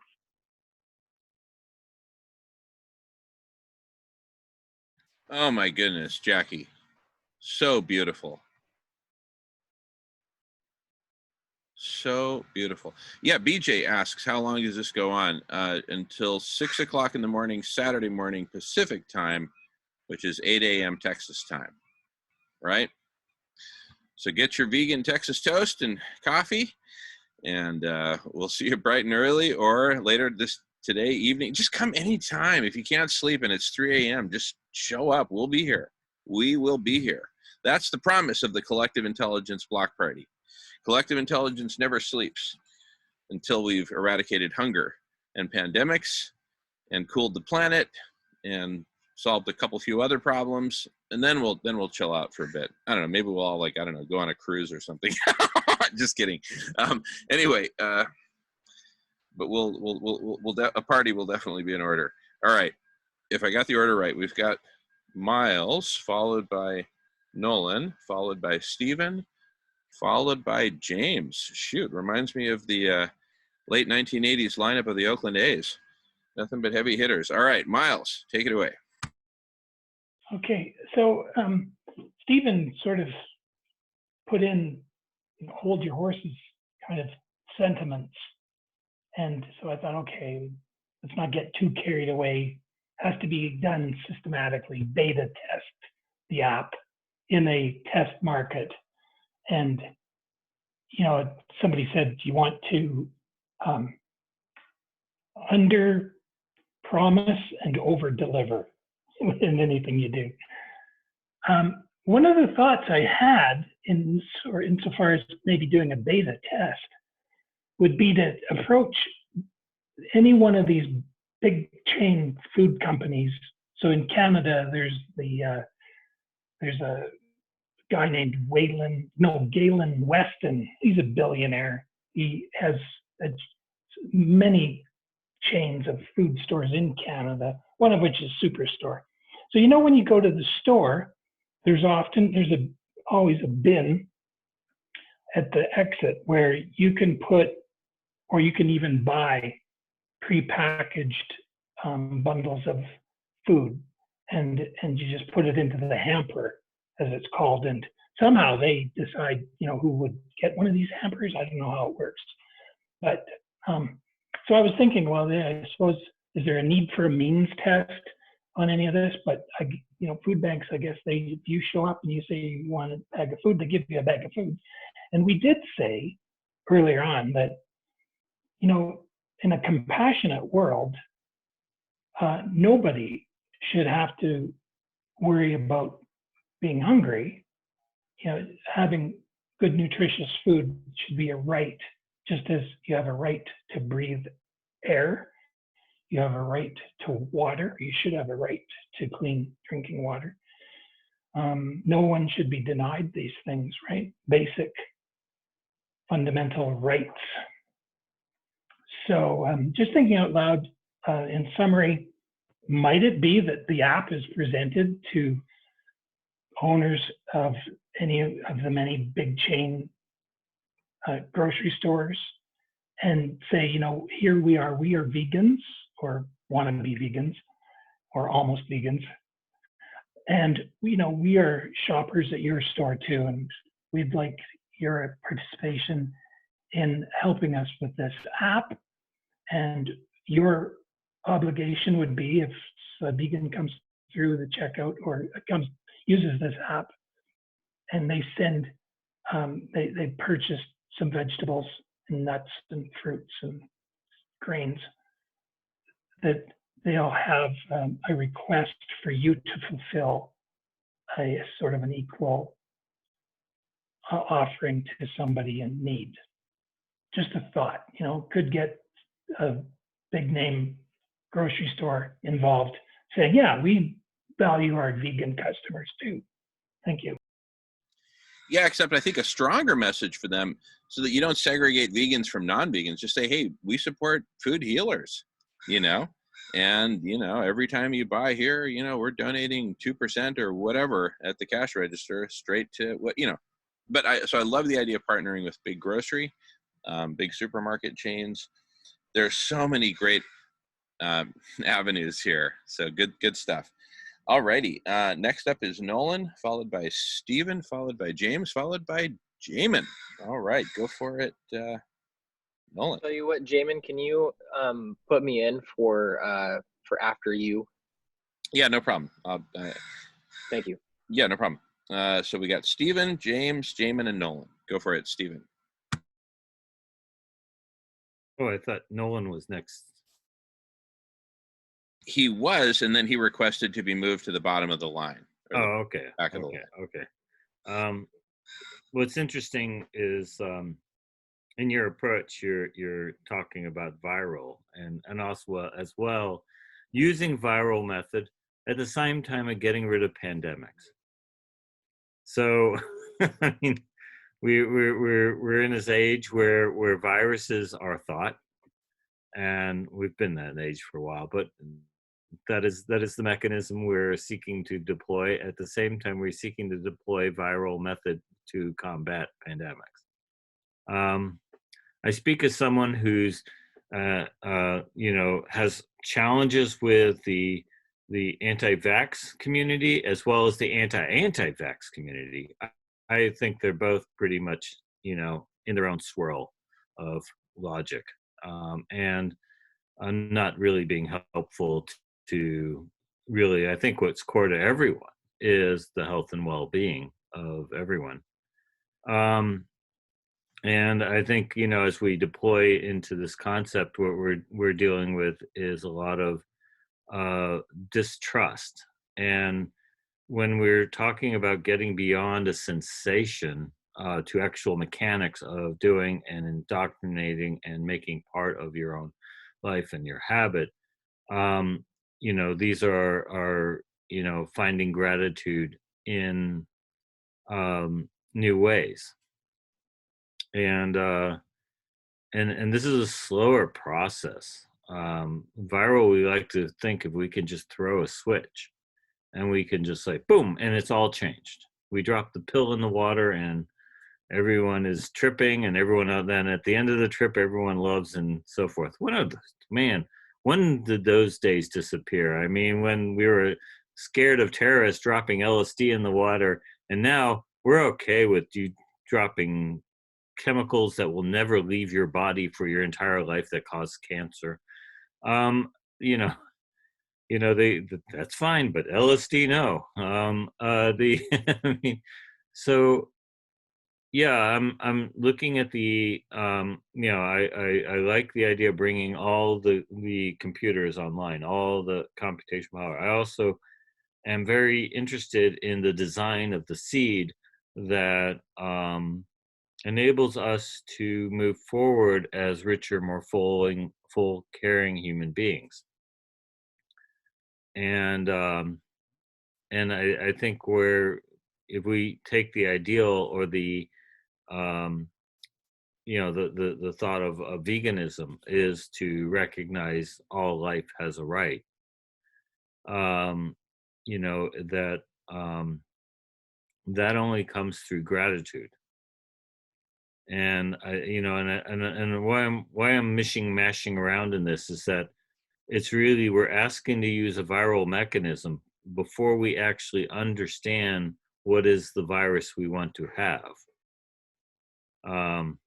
And when we deal with these battles, these wars, these all or nothings, we lose sight of the role some of these plays. So when we look at vaccines, we look at more uniform, you know, we're trying to look for the ideal vaccine that addresses multiple viruses in one shot. And that is like the utopia of that perspective of combating the virus. But then if we look at a more larger swath of science, and we say they've determined that there's about in 50% of the world's population, there's a virus in our gut that orchestrates the bacteria in our gut, and it's a weird equilibrium. If that virus was to cease in those people that have it, their guts would go completely out of control, which would be a very could be a very life-threatening situation and so forth. So that actually the loss of the virus actually would be detrimental to the health versus getting the virus. So because its role in orchestrating the signaling to the bacteria to grow or stop growing. So we're trying to act uniformly and completely into mechanisms we don't fully understand. Nature is complex. Nature has taken billions of years to develop the model we're in now, and we're going to tinker with it. And so I say when we're looking at using viral mechanisms as a marketing tools, or using viral mechanisms to take a belief, and I say I agree with the veganism ideal, and then I look at my Native American friends who do hunt and do live with the land, do live with the consequences of the land. I'd say they're more in harmony with nature than some vegans, many vegans. They're open to being susceptible to the outcomes of being within that system. But now that we're all in the system, we're now working in a variety of ideal forms, and we're working without a real map. And I think I feel like it's great to have this campaign to end hunger, to move towards veganism, but I think we need some maps. And maybe there should be a contingent in this effort to start drawing the maps of the narratives, drawing the maps of the psyche, drawing these maps that give us navigation of how do we get to this goal in a really sincere, authentic way, without being high on the horse, should I say, without just riding running over anyone else's mechanisms of survival. We may need to say, we recognize your mechanism of survival, let me offer a better way. I think there's a lot of points of handholding that will be needed in any of these processes. But I think we do realize from people of privilege that we have a resource situation. We are people of privilege who also care about people who are not in a place of privilege to have well-being. And that's why we're all in this collective, and that's why we're all having this conversation. With that, I am complete. Wow, my goodness. What a you said so many cool things there. I don't even know where to begin, but I don't think I need to, because I think what you said was That's my strategy, to throw so many things out there, nobody can respond. No, but really, really good stuff. All right, we got 3 folks in the queue. We got James, followed by Jamin, followed by Nolan. Go for it, James. Yeah, thanks, Jamin. I'll respond to Stephen there in a little bit. To the latter part, anyway, Stephen, I agree. Like, yeah, we have to respect others. The way they their systems and what have you. Like, but the point is, we definitely, like, you definitely couldn't just turn around and say, obviously, and that's what we're discussing here, is how do we present the proper formula, as Jim was saying at this unveiling of a press conference or whatever. You have to have the answers, you have to be prepared. As Miles said, there's a plan there, you have to have the ideas, you have to have the plan, blah, blah, blah. But yeah, you can't just say, we have an idea, we're going to cure hunger and pandemics, everyone goes vegan. Like, that's only obvious, like, people are going to, retaliate against that. I mean, the majority of people would have some problem with it. No, like the vegan, as Jim said, the vegan name as such, like, that or the terminology vegan will be taking a back seat in a sense. But the main thing is that we're turning up and saying we have an idea to stop hunger, end the story, and possible future pandemics, end the story. Two separate things, but both linked, and then you give them the idea. The idea of veganism coming on board, totally been taken on board by everybody after that, is when they see that the initial idea of ending hunger and pandemics is a good idea, first of all. People get on board, okay, what's this all about? I want to hear this. And we show them how to, you then say that we will be distributing fresh, healthy, plant-based foods to people who are in need of food. If you're hungry, you'd eat it. It's as simple as that. Now, if you want to source an alternative form of meat, if that's your preference, to go with the plant-based foods, that's our fresh plant-based foods that have been provided. That's your prerogative for the moment. But the pandemics, the idea for eradicating pandemics is obviously science-backed and proven already that it does mostly originate from eating animals and everything else. And the situation that's happening at the moment, the crisis at the moment, is more or less eradicating the meat processing situation anyway, as it is. So that will all naturally fall into place anyway, as people see that there's sense in feeding everyone first of all, foremost in your society. So we're ending hunger in everyone's societies because it's a societal thing and global thing. And we're also trying to prevent future pandemics. So they're the two ideas. You don't have to turn around and mention the word vegan by saying those things. That's just naturally a process that will follow in itself, like the eradication of meat as well. When people see the sense that the plant-based diet, the healthy plant-based diet is the reason for, it'll sustain you and it'll stop you from getting pandemics. To see the sense of that, that's as simple as that. It just automatically happens. I'm out. Respond to parts of that. The pandemic piece is interesting to me because, and there's crossovers between pandemic and food, but the pandemic piece is very different because there's nature's mechanism of using viruses to as part of a genetic circulatory system. Because these are splicers of genomes that interact with immune systems and so forth. There are, I would say, pandemics that are actually healthy pandemics. There are viruses that we get that may not be so comfortable, and for a large percent.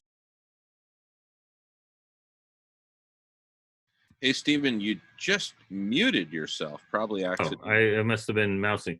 Oh, there's pandemics that are out there that are not life-threatening for a grand majority, that are actually beneficial in preparing our immune system with the ecosystem of all these viruses. So, I mean, one virus may actually prepare you for the next virus. So the pandemic part of it is that I don't think eradicating, again, it's a war on viruses where it's a mechanism of nature. And I think without the understanding of that mechanism, as higher beings, we are playing with God's toys. We may actually be causing more harm than good. And so I would say we need to have better ways of processing pandemics. What we're in right now is we're flailing because we have no plan, no infrastructure, no anything to deal with the pandemic. Viruses do not have emotion. Viruses do not have an intent. They are just what they are. They're part of nature's mechanism. And it's really it's really what should be called into judgment is how are we addressing this pandemic. And it's much broader than the loss of all these beautiful lives that are vulnerable. It's really our reactions to the reactions, and how we deal with pandemics. Our process of dealing with pandemics, I would say, is far more important than the pandemic itself. We've been expecting this pandemic. It's not like the scientists have not been warning about it. It's fully expected, and it's actually less worse than what has been expected. But what we're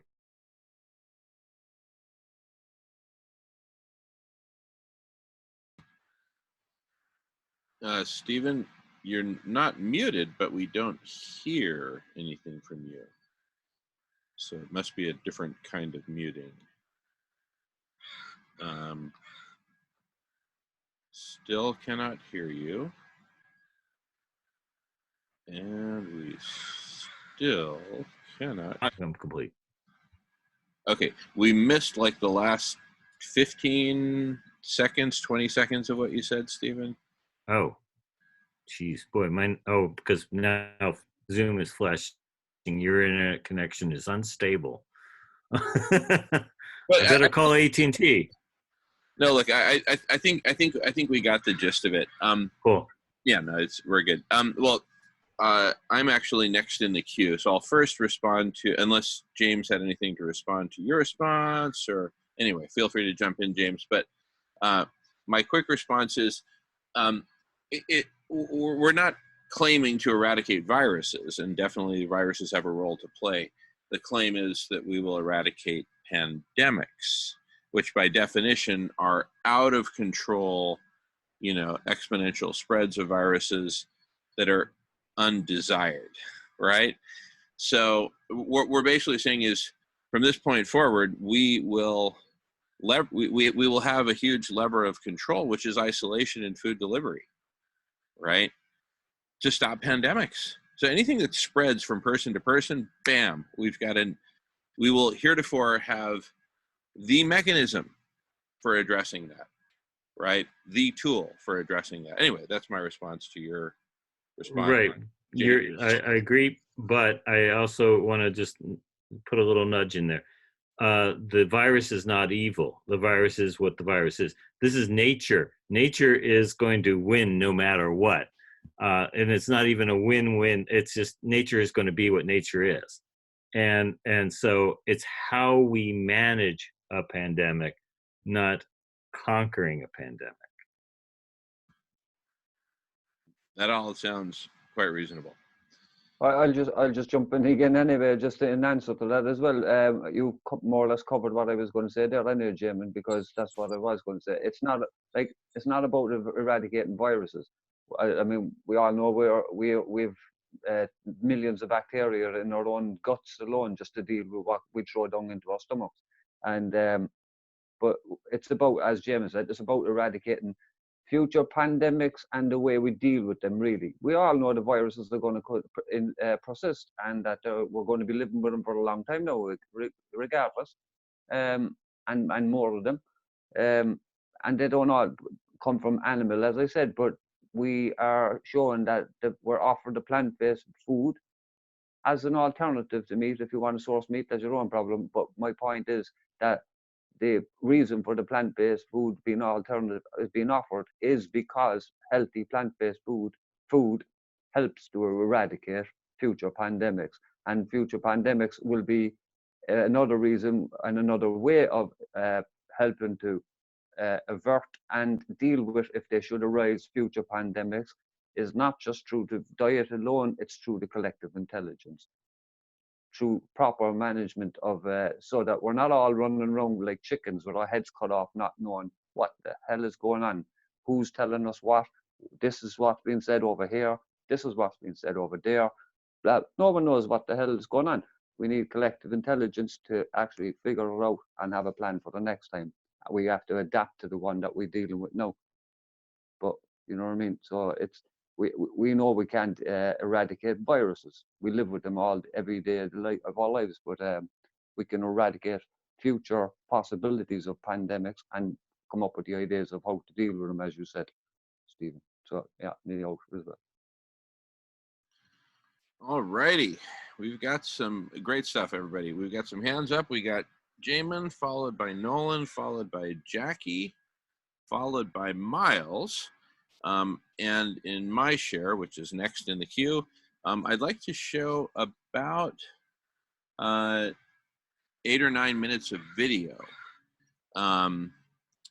Is everyone ready for that? Or does anyone need like a quick bathroom break before I start that? And what it is, it's the press conference that we gave that I keep talking about. I figured why not just show the heart of it, which is all in 8 or 9 minutes, right? And then it goes on from there, and you can watch the whole thing. It's an hour and a half long, including Q&A with the press, who are just enthralled. But anyway, is this a good time? Okay, Sarah says, show it, please.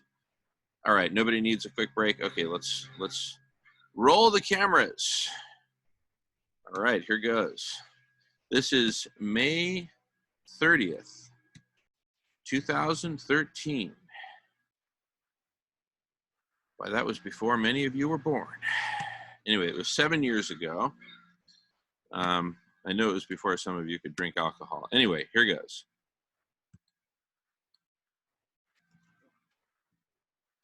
Oh, wait, sorry. I just got to do one thing super quick.